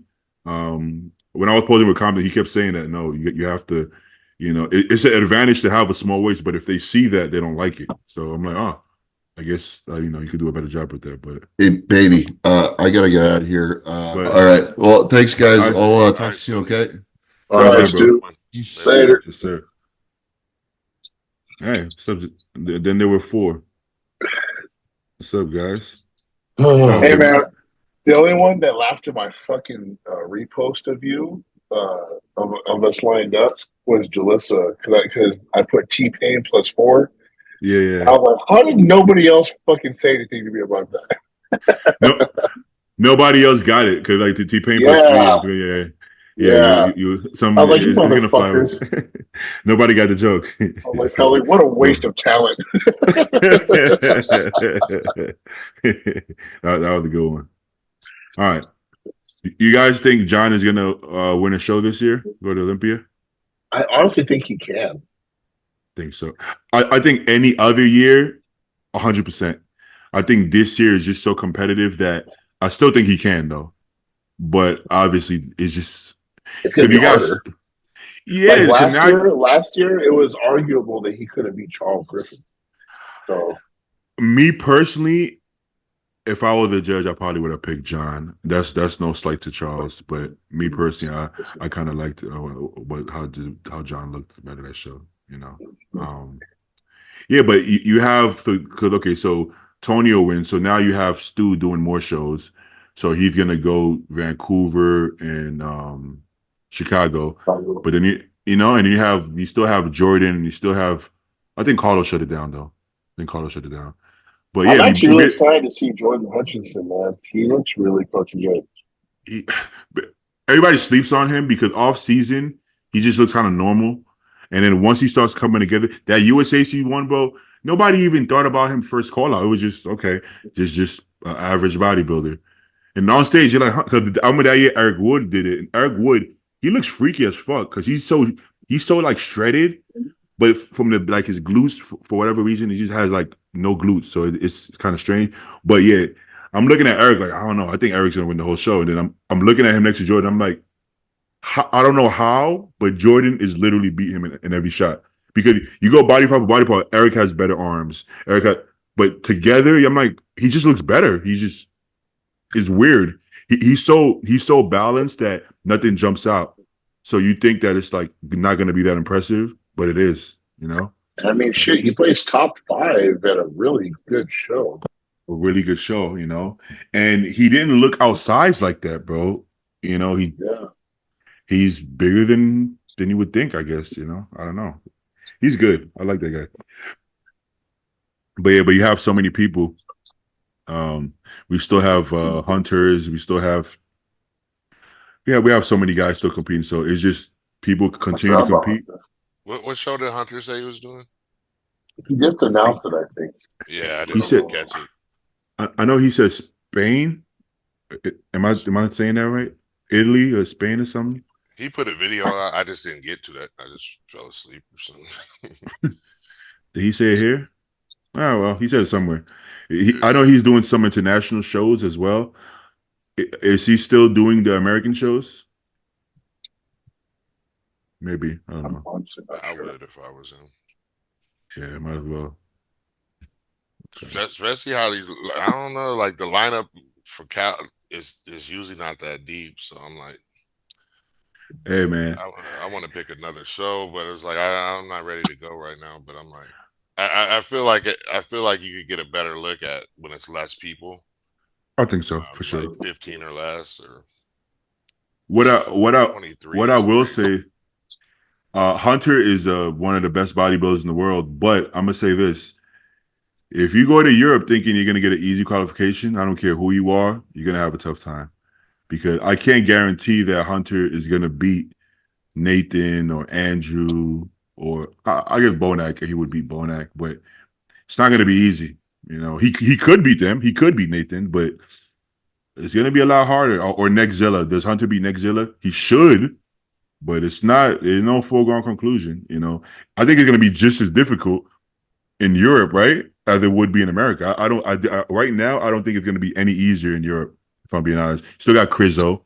I mean, you know, so Yeah, and those guys were in the top, New York and here just recently. Like, exactly. they don't So usually set it down either. They keep going. they keep going, and they come in peeled. Hunter has been peeled maybe once, like truly peeled. I think at Tampa, Texas last year. So yeah, I did usually in the past you could go to Europe if you're American and maybe get like an easier qualification. I don't think that's the case anymore. I think it's just as hard no matter where you go. Everybody leveled up. Yeah, yeah. But Nathan, oh, I'm sorry. How does Nathan look to you guys? Nathan looks fucking awesome, bro. His legs. I mean, I feel like his legs came up. No, That's exactly what I was looking at when you were talking. His legs the look fuck. huge. It looks like his best body part right now. It looks like his quads are like the standout. Is it just me or his legs look fucking huge? You know That's what? crazy. That's where Brandon Curry poses there too, doesn't he? He does. He does. And Brandon Curry's legs look pretty damn huge whenever he poses there. So maybe not to knock on Nathan, but I mean, maybe that's It could what be it an is. angle. Well, you see, Brandon doesn't have sweeps, but he has huge, like, what do you call it? Abductor, not The abductor, teardrops. The adductors. teardrop. He has teardrop and inner, like inner thigh, adductor and inner thigh. But Nathan is the opposite. Nathan has fucking huge sweeps and adductors actually. I was gonna say his adductors is what I noticed when he did the ab and thigh. They're big, yeah. So yeah, I feel like Brandon has a rap for having small legs. I don't actually think his legs are. First of all, No, you're not they're gonna not win. small. His upper body is Exactly. fucking massive, bro. Exactly. Put like this, you're not gonna win the Arnold or Olympia with small legs. You know, it's the shape. You know, some people don't have sweeps, and you know, Brandon don't have sweeps. It's okay. Just you make up for it in inner legs, I guess. All you can do. All right. I think that's it. You guys want to do a couple questions? I want to keep it under 2 hours. Yeah, that's fine with me. I'm sorry to crash. Yeah, I'm getting hungry. I think Stu was right. I think the other picture was too far, but his back double might have been the best one in the show because of Yeah, he looked condition. good, bro. Like seeing him pump up backstage, he looked really good. Yeah. Did he look big? Yeah, he did. Yeah, he Big, did, thick, round. Like I was like, man, that's what That I was need impressive. to Oh, like, I need because that size. in my head, I thought he was like gonna be more lankier and thinner, but this looks huge and shredded. Well, No, I'm good punching. job. He's a big dude, bro. Good job. Who impressed you the most backstage? Probably Joe. I Had a like glimpse of him in that. the fucking mirror, bro, and I was like, God damn. I like that one. That's good. Those little ass All right. mirrors, you know those little ass mirrors. Oh You like want to man, go on stage after that, like, man, why I look at myself in this? it's always a mind fuck. I don't like looking at myself like when I'm in before a show. Yeah, I rarely look at. I don't even like looking at the pictures. It's like they forced me to look at them because I was so down. My mom and my kids, they was like, "Nah, you was good." Like, so then I was like, "I'm not looking at that shit." Yeah, because all you see is the flaws, right? Like that's all I see. I don't see the good. I just see the flaws. You know, I don't know. Bro, after I just prejudging felt the first thing out- placing like 16s. I'm just like, what are you even wasting your money for, man? Like, But you can't look at it that way just because these are all the best, right? These are all champions, right? To make it to that level. Oh So yeah, it's almost absolutely. like Yeah. I get it, but I like initially when you first come off stage, it's like, man, that's why I was like, just give me a second. I need a second. Like now it takes me like 3 days to a week to really be able to assess everything. Like, how did I actually look? Why did I place how I look? Is it justified? Is it not justified? Because right after, none of it actually makes sense. Like in your head, nothing aligns. You're like, wait, what? What just happened? Okay. It takes a minute to process everything, right? Because you can't process it properly after the show just because you don't have any perception. Everything just doesn't make sense, right? At least for me, that's how my brain works. Yeah, absolutely. I mean, for me, the first thing I did was go to the ones that I know are 100% real. Like, no matter good or bad news, like they're going to tell me how it is. So obviously the Pauls, the Justins and stuff, like I went straight to them, guys. What do you guys think? Like, I'm outside of placings. What do you guys think? Boom. Look, because I honestly didn't give a fuck. I just wanted to know what my package looked like and how did I present it. And depending on the feedback I got from them, that's what I wanted to take home. Me too. That was my strategy. Like, don't get in your head, Joe. Just go straight to them, and they'll tell you what's reality. Okay, so to be honest, I don't even want to ask the judges because the judges are speaking from what they're seeing, which doesn't always align with actuality, right? Let's say a judge be like, you need to be harder. When in actuality, you were flat, but they're not your coach. So they don't actually, they don't understand that you weren't fat, you were flat. So they'll tell you something that isn't true, but from their perspective, it's true. So you're better off hearing from your coach. Okay, this is what happened. You need to be fuller, right? Because he knows him, like Compton and Paul know actually what happened, right? So it makes more sense. So I don't even care necessarily about the judge. I would rather my coach talk to the judges and then relay that because he would make more sense of it than what they're trying to tell me. I don't know if that makes sense, right? Yeah, someone asked me like, "Oh, are you going to get feedback from the judges?" And I was like, "I'm going to go get feedback from Justin." Simple as that. And there's no disrespect on them. It's just like, dude, there was 23 guys up there. I don't feel like I'm going to get looked at and be like, "This is exactly what's wrong with you." You're not going to know. You're 100%. Like, sorry, like, and again, it's no disrespect, and I understand. It's completely understandable. But I'm going to go to someone that I know eyes were on me the whole fucking time. 100%. So after the Cal last year, I was told come in like 10, 15 pounds lighter, right? And that's exactly what I did for USA's, right? But the truth is, if it was relayed through Justin, he would have been like, okay, you need to get off some body fat, but it's not going to be 15 pounds. It might be 5 to 7. You know what I'm saying? So he would make more sense of it because they're just going by what it looks like visually. They don't really know what's going on that deep, So you're better off, that way, Or same thing for the USA's. I think the year Stu won. I'm second call. I'm like, what the fuck? I'm like, yo, did I look that bad? I'm like, yo, Compton, honestly, did I look that fucking bad? He's like, nah, but I think the placing was justified, but it wasn't because you looked bad. They were better, right? Look at the first call out. It was Stu, Wyatt, Brandon Barrow, and Trey. They were better, you know what I'm saying? So it's like, in my head, I'm like, damn, I must look like shit. Oh my God, I'm so horrible. And you just want to hear what really happened. And it's like, no, they were better. You wasn't shit, but they were better. Okay. It's funny you say that too. Like, I'm extremely real myself. Like going into the show, did I believe I could win? 1,000%. That was a very true statement. When I got back there and I saw who I was going against, I knew I wasn't going to win.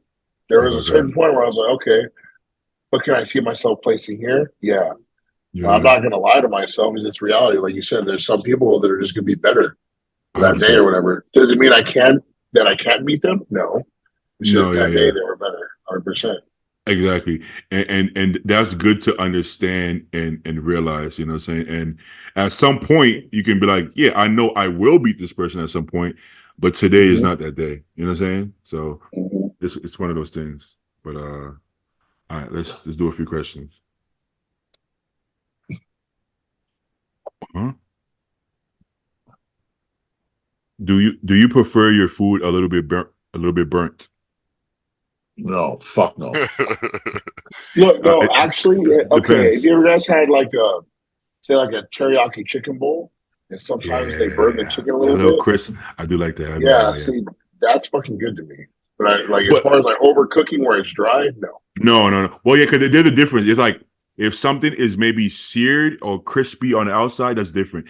You don't want the Yeah, actual meat like overcooked, but like yes, some burns on the skin, I fucking love that. Yeah, I love yep, that. You know, that's just or good. Some char marks. Yes, yeah, it's the char, yeah. bro. The char is what you want.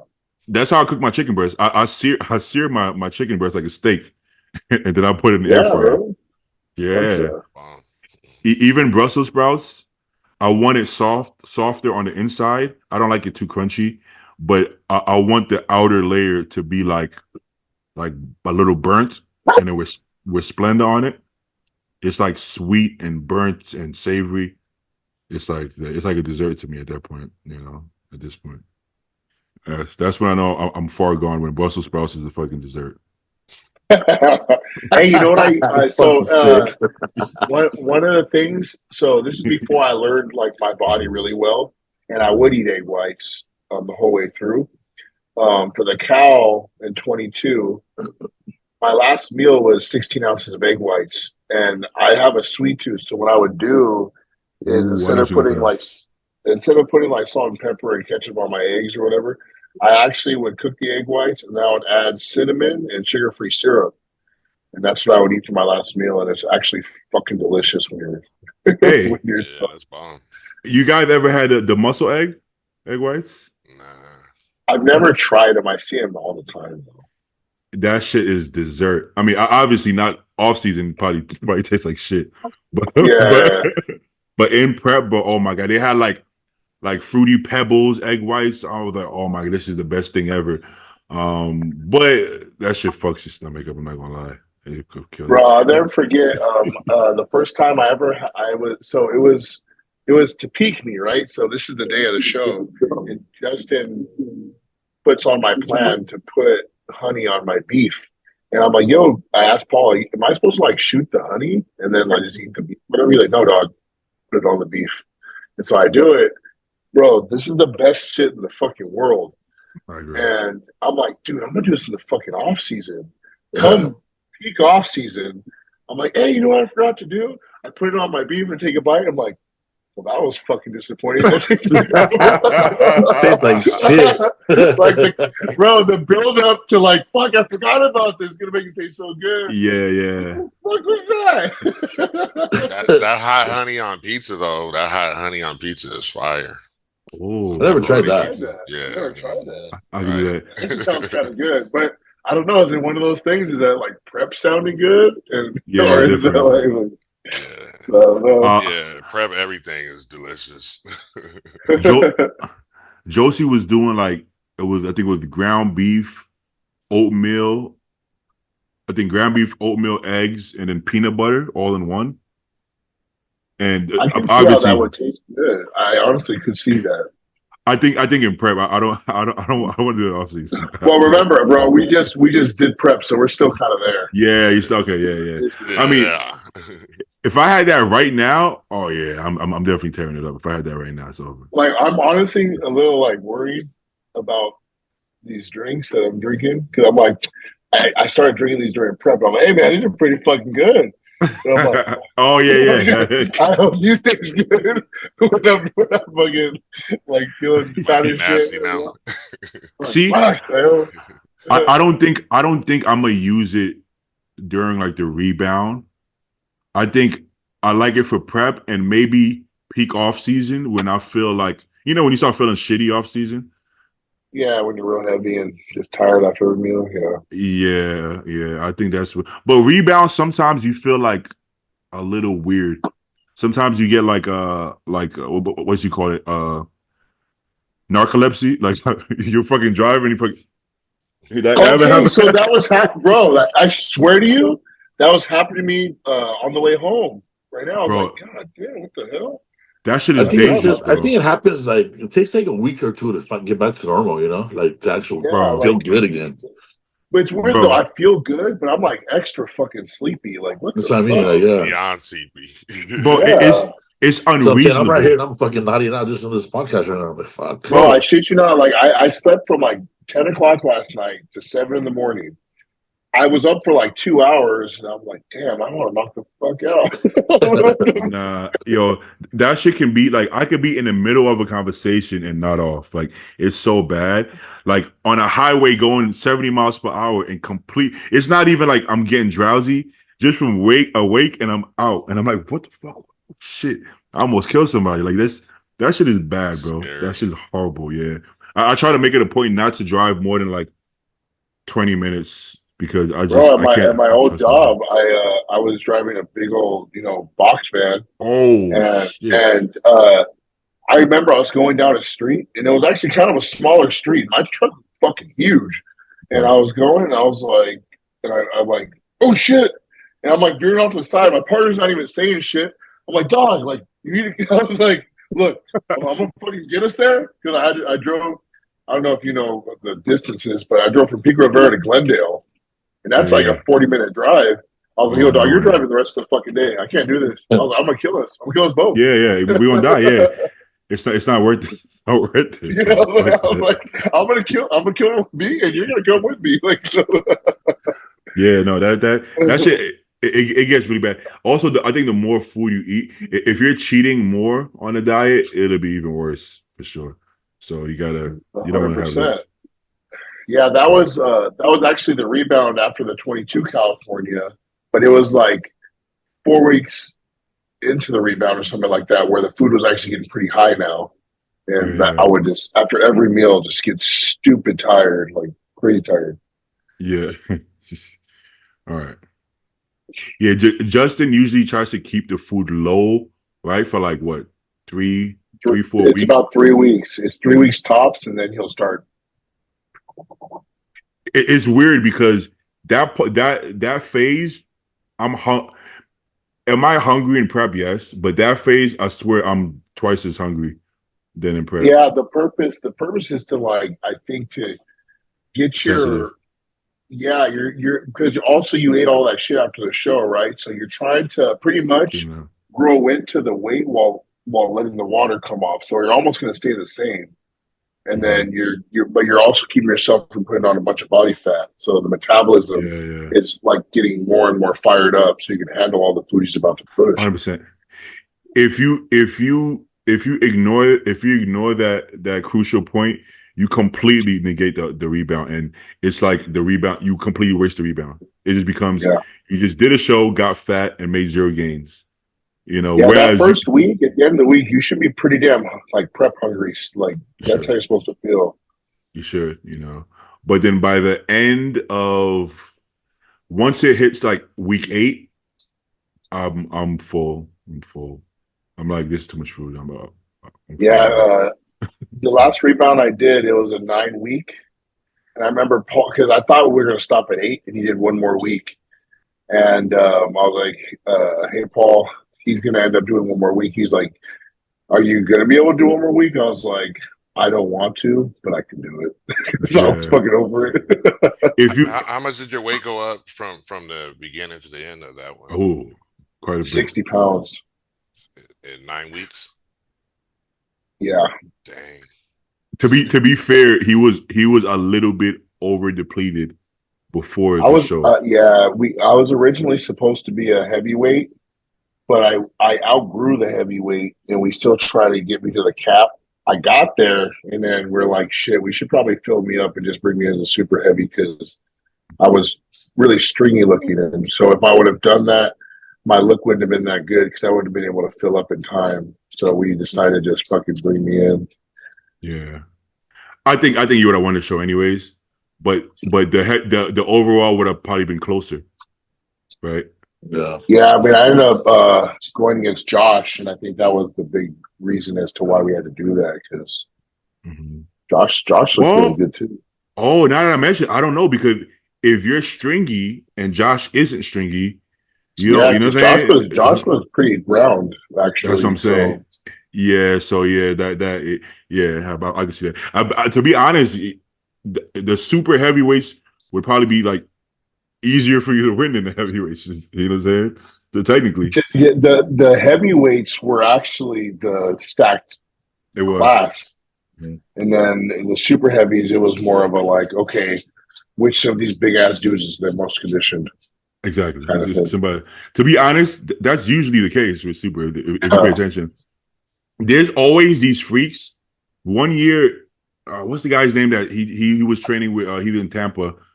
The guy that tore his chest with Larry Wills. Oh, What's I the know what guy's you're name? talking about. I just don't remember his name. I know what you're talking about. One year he was 305 on stage. He was actually in shape though, but it didn't matter. It's like because it's not who's the freakiest guy. It's who has the least weaknesses, is the most complete, is in shape, and isn't stringy. Right? It's like how much weak points do you have basically? So it's usually like the most complete guy in shape usually wins the show. You know, that's usually how it goes. All right, next question. How was it for Joe, Stu, and Paul competing together as well as the whole Fit Nation podcast? I think we covered it. It was great. It was fucking Yeah, awesome. just to sum it up, bro, that was the like. There was nothing that was gonna ruin my weekend, win or lose. Like that was the best shit ever, bro. It was dope. Yeah, we got to do that more often, and we are gonna do it more often. Actually. You know, and even if we don't, even if we're not all competing in the same show, but I mean, just everybody showing up for whoever is competing in Oh the yeah, show. yeah. You know what I mean? Like to That's make that it. weekend much better. Like it's just that the camaraderie we have, bro, is It's by dope. far fucking second to none. You know. Well, like we said, most of us are gonna be at the USA's, and we're gonna be at the Olympia, and we're gonna be in Dallas. So yeah, we don't even have to be in prep. Just Oh, linking up. yeah, And just Honestly, this upcoming the rest of this year and next year is gonna be good for this podcast. I think we're gonna get a lot of linking, so it's gonna be cool. it's gonna be We fun. just got to get footage of it though. We got to make sure to do that. Yeah. Okay. So low key, I wanted to film the whole weekend. I had the camera guy and everything ready to go, and I kind of I got a little overwhelmed. I'm not gonna lie. It was a lot Well, going bro, on. you're on prep. That's why we need to do this on the like where we're just kind of going to places Good like that point. Texas thing. Like I Good think point. that's a great opportunity. The Vegas thing for Olympia, bro. Like that's a really good opportunity. So Yeah. Exactly. I mean, even when we go eat, bro, like we're out at the Olympic weekend, you know, we go have breakfast or whatever, record this shit, you know, Yeah. us bullshitting or whatever. And I gotta stop trying to do shit myself. I gotta stop trying to do everything myself. I'm gonna just pay for the help. Just fucking yo, you know. it's hard. It's hard to enjoy the moment when you're worried about setting everything up. Bro. It Exactly. really You is. know, I don't even want to have to like direct the person. I don't have to be like, hey, I want you doing it. I want them to be fucking directing. I want them to be the professionals. Yeah, just do your thing, and then we'll handle everything. I don't want to think about Yeah. anything. You know. Bro, yeah, we Be an planned. We actor. we wanted to film. We wanted to film our shit, but our camera guy has like a job outside of filming, so it's like fuck. Like, so he couldn't do it. Yeah. So, Okay. We gotta do more of that.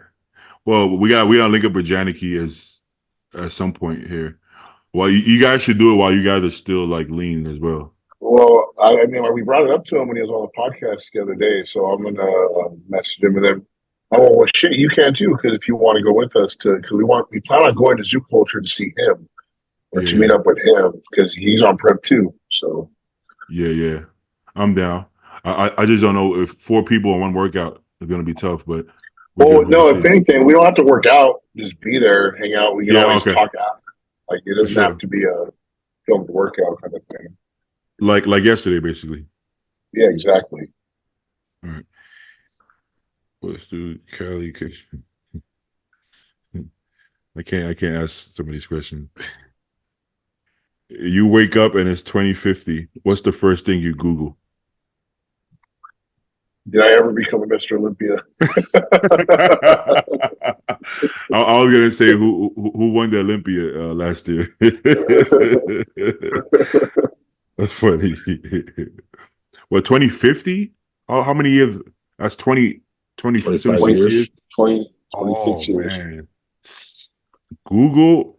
I would want to. I got to call my mom. I mean, the chances, the odds aren't sounding too good, but I'm gonna try. I'm gonna try to call my mom at least. Oh, At least you're alive, so you could Google. Yeah, exactly. Yeah. I don't even want to fucking think about that.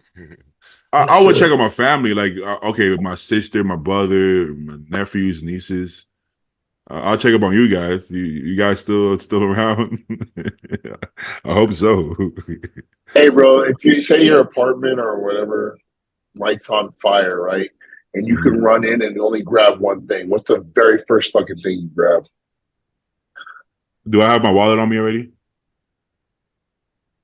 Let's say you're fucking in your boxers, bro. You just have to run outside. Lucky for me, I think I don't have. the first thing I would grab is Levi. I was gonna say my dog and my cat. I was gonna say that I don't have a dog, but it would have been my dog. So I'll probably grab my GH. Expensive. The fuck the wallet, grab the GH. As I said, you can only grab one thing, so it's got to be like the first thing that comes to mind, right? Yeah, because my debit cards and stuff, I could just get a new one. If I have the most cash I'm gonna have in my wallet is what $60, if that, maybe like $40. So I'm gonna go for that GH, baby. I'm gonna go for my stash. Grab my phone. Shoot. Phone is important. Phone is important. Yeah, without my phone, in this day and age, without your phone, but I can't work without my phone. I can barely. I can get to the gym and home. That's about it. I can't even get my way around fucking town. Yeah, there's no payphones really either. You just be stuck. Do you guys know like phone numbers of importance by heart, like without having to look up the contact? My mom's, because she had that same phone number for so long. I think that's the only one, and I can't remember it right now. But if I had to, it would come to me. Yeah, I only got my mom's and my ex-wife's. That's it. Everything else. See, my mom's got a newer phone, so I don't even know her damn number. I know Jalissa's number because I'm the one who purchased the phone. Yeah. And I got to choose the number, so that's the only reason I know it. Yeah, I think that's something important to remember. I think I might get a tattoo of phone numbers. I was gonna say, because the other day I asked Jalissa if she knows my number by heart, and she doesn't. My bro, it's kind of important at some point in life to know your significant other's. Well, you just need to know like social media password or something, because most of these you could get to somebody like Facebook, IG, WhatsApp. Like you just need to know the password. That's true. You know what I'm gonna do now? I think I'm gonna get right here. I'm gonna get like the 3 most important phone numbers. So if something happens to me and I'm in fucking coma, they'll be like, "Huh? Let's see." Until those fuckers will change their number on you, and then you just gotta cross it out. Well, but imagine if you get like your ex and then you go call her like, "Hey, he's in the hospital." Fuck him. He deserves to be there. Pull the fucking plug on him. Yeah, go ahead, pull that plug on him. All right. Let me see. Let's do like 1 or 2 more. Have you noticed? I don't like the negative stuff comes for bodybuilders. I like to highlight negativity too much. You think is it better to continue? This is perfect because you guys are going to be on your rebounds. You think it's better to continue a mild cycle post-show for a rebound or clean out? I think it depends on your next step. So, like, for example, I'm just use myself in my current situation. I am expecting a very long off season, which means I'm going to take advantage of a rebound and go on a mild cycle post-show for a few weeks. And then come off everything, right? And then I can take a pretty long health phase if I want to really clean out, but also take advantage of my rebound. So I think it's situational, personally. Well, I think it has to do with how long your prep is and how long you're on cycle for prep. So I mean, if it's a fucking 30-week prep, I mean, obviously you don't want to come off. You know what I mean? Yes. But if it's a short prep, I mean, I would say definitely rebound, because that 8-week rebound you're going to gain 8, 10, 12 pounds if a lot around. So, and that's the most you're going to gain in that time than you will all year. You know what I mean? So Mhm. I would totally take advantage of that for that rebound. So, for example, right, Martin Fitzwater, he's cleaning out right now. Why? Because he was prepping for the Arnold Classic, which they didn't invite him for some reason, which is in March. So that means he started prep December. Think about that. So Yeah, he long, does long time. ends up doing Detroit, ends up doing New York. Now he's 20 weeks out from the Olympia. Bro, if he catches the rebound and stays out to Olympia, motherfucker, you're gonna be on for a whole year. So, would a rebound be beneficial for the Olympia prep? Possibly, but you got to weigh it out. If you continue to run that, you might look worse. So it's like, okay, I'm good. Oh, go ahead. Sorry. No, I was gonna say, so in that case, like you said, situational. You got to clean out at some point. So he could always catch. Yeah, he could catch the rebound after the Olympia. But honestly, even that is maybe pushing it. You might have to just like. One thing I've learned with watching multiple people, right? Even friends of mine, rebound or not, you can still get an effect based on how lean you stay after a show. So say, look, like my way of rebounding, because again, I'm the kind of guy who does a show and then takes a good amount of time off. So a lot of times I'll do right after the show rebound. My body is sensitive and everything. I get this crazy rebound, right? If you decide to come off and stuff and give your body a break, that doesn't mean you have to gain any weight. You can clean up get the water out, stay extremely lean to that like sensitivity point, and then after the health phase, decide to push again. But you still get a rebound effect because that rebound effect is due to the low levels of body fat. I agree. So no matter how you decide to do it, it's kind of like, where's your health markers? And is it smart to do it now or clean up and then do it, like kind of thing? So, but regardless, you're going to get a damn near similar result. It's funny you say that. Remember when Jordan Hutchinson was on, or Justin Hutchinson was on the podcast? This is what I'm talking about. Yeah. So at first when he said it, I was like, I don't know if that's going to be the same. But then I watched him do it in real time. Yep. He came off, stayed really lean. He wasn't fucking 4% body fat, but let's say he was 6% body fat. Okay. Yeah. He was like 5 pounds heavier. And then he held that for like 8 to 10 weeks. Then he caught a rebound anyways. And I'm like, oh, he looks like he's in a rebound. And then like, okay, think about this too, right? Mm-hmm. Me and Paul gained 9-10 pounds post show right now. And we just started the rebound portion. It's the exact same shit. So we still put on a little bit of weight. So now we're like somewhat like our body's not like deathly. And then we just kind of hold this for like 3 weeks or whatever. And then we start beating up. It's the exact same thing, just different time to do it. And I learned that from Jordan and then my buddy Andy, because Matt Jansen has his guys do this exact thing. So I just kind of watch. I'm like, it's the same thing. It's just when you're going to do it. The tricky part is with a lot of clients, you have to know their discipline level. Yeah, because for sure. Because like I would only do this if I was in Martin's situation. If I have a fucking year prep and then I have a little break before the Olympia prep. After Olympia, I would come off, because if I catch that rebound, it's still too much in a year. I would do the clean out and stay lean. Martin can stay lean on a shit ton of food anyways. Stay lean and then catch it afterwards. Because my thing is that I do want to enjoy myself a bit after the show. And I know if I enjoy myself even a little bit, I'm going to gain 20 pounds. So I don't want to take that risk for myself, But if you have a decent metabolism, you can eat a decent amount of food, and you have the mental discipline, then I think it works. Because Jordan, he doesn't cheat at all. He doesn't cheat off season. So he don't give a fuck about none of that anyways.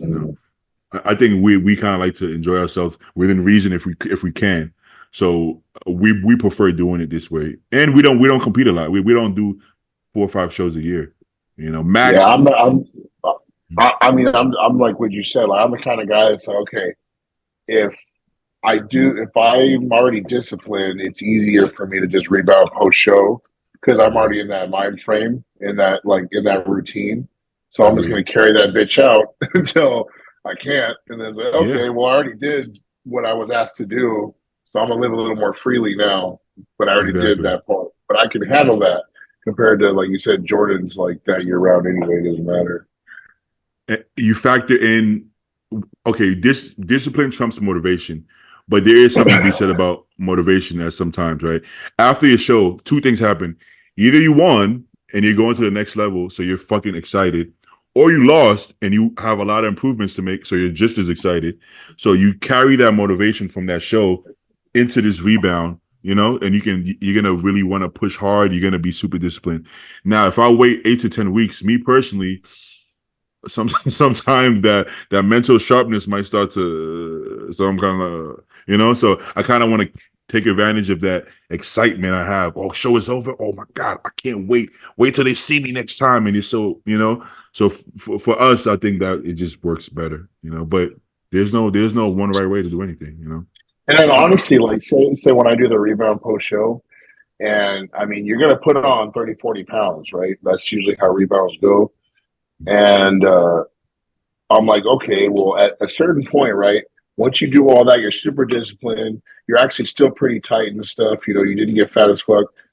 You've actually eaten yourself to 280 pounds. You know how hard it is to like throw a cheat meal in there and get fat? Like when you're that much muscle? Like it's actually pretty hard. So you can get away with a lot of bullshit in the actual off season just because you're so fucking heavy.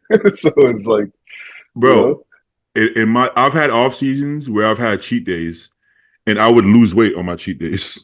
That's what I'm saying. Like, it's actually kind of like, okay, with all the bullshit me and Paul ate yesterday, like the reason my weight didn't go up any farther was because, dude, I'm actually kind of big now. Like, so it's like it's going to be harder to get fat as fuck. Yeah, exactly. I agree. Yeah, I'm eating yesterday. And I'm fucking sweating. Like, damn, like I'm fucking hot. Yeah. Yo, Nate, how do you run your rebounds? Do you do it? Or do you rebound? And if you do you do it? I've never really done a rebound before. I'm thinking about doing it this time. Usually I did it once with Blue, I think. But I mean, I don't know. It wasn't too aggressive. I'm trying to figure that out right now. I got to figure out in the next couple of days. I would do it. Yeah, I think I want to take advantage of it this year. And push, but like I don't have any aches or pains, so I think that's the primary thing. Like if you could train 100%, I think it's an advantage of doing the rebound immediately after. But you know, some people they're beat up after the prep. It's like you barely make it through, and it's like if you can't train balls to the wall 100%. But I mean, you don't really need to be that hard training because you're gonna grow, but you need to be kind of like not hurt. That's the intensity's got to be there. We don't got to be stupid strong and shit. Like that's correct. Yeah, but that's another factor that we didn't even put into play. What if you're done with your prep and you're banged the fuck up, right? You're done with your prep and fucking you have like you have a knee injury and a fucking back. You pull something in your back, and at that point you go straight into the rebound. Maybe you're better off actually taking that cruise and relaxing your body and feeling better. So now you can really hit it hard, you know? What if your digestion is fucked at the end of prep? Or like Joe said, what if your blood work is fucked? You go into rebound with bad blood work, a fucked up body, you're probably better off holding off 8 to 10 weeks, you know? So that's why I made mention that no matter how you do it, you can still get the same effect, because I don't want people to be like, you know, like, for example, the blood work thing, like, they're all fucked up. And they're like, well, I'm going to miss out on this opportunity. It's like, no, if you stay disciplined with the diet, you'll get the same effect, because you don't want to push your health just to get the rebound in, right? So it can still be done later on. Just fix your numbers first. Last year, I did 20-week prep for Cal, then additional 9 for USA. So 29 weeks. At the end of prep, my blood work wasn't terrible, but my AST, ALT obviously was elevated. My creatinine was still within range, but like 0.1 within range, right? And I felt fucked up. I was tired. I couldn't recover. I still did a rebound. I had to cut it short to 6 weeks. Now, I would have been better off in that particular situation. Instead of getting a 6-week rebound, I probably would have been better off saving it. But I was so mentally fatigued that unfortunately maybe I would have wanted to cheat more than I should. So same difference. Well, it doesn't have to be 8 weeks neither. You could also do a 6 weeks, if you feel like you're trailing off, or like Joe's case, if you're healthy and you're progressing, because if you're progressing and you're healthy, Compton won't stop you. If you progress for 12 weeks, go 12 weeks, so it's always, everything in bodybuilding is situational. So it's funny when people ask questions, it sometimes sounds like we're trying to beat around the bush, right? Because there's no straight answer. You can't straight answer any question, It's always situational. Yeah, and it's different for us each time. So it's not always the same thing. It's like, it depends on our circumstances and how that prep went. And, and the body always responds differently to anything too. Like no prep's the same. So no. Yeah. So play it by ear. I've had rebounds where the max food wasn't that high. And let's say last year, for instance, the max food of the rebound was so fucking high, and I felt great. So yeah, it's always going to be different, but I think we good. I think I'm hungry, and I think I'm kind of tired. I'm kind of tired, so I'm hungry. It's definitely time for a fucking nap. Yeah. Hey, Paul, are you leaving your house at 4:30? Or Yeah. That's fine. Our stays not until 5, so I mean he might be a little bit late or whatever, but there's someone in there already at 4, no? oh yeah. There is. Yeah, you're right. I'm gonna leave the house at 4:30 then. Okay. What you guys doing? Training? Yeah, Nation, because they close at 2, but the owner's gonna be there at 5, so we're just gonna go at 5. I didn't know. I didn't even think about that. The gym's Memorial might be. Day. Yeah, holiday hours. I could always bank on. There's a Jewish gym here on Hollywood. I've never seen them close ever before. Never. So if worst comes to worst, I'm gonna go ahead and train there, but it's not ideal. But all right, gentlemen, I'm gonna catch you. All right, All right, fellas. We'll see you guys. Later.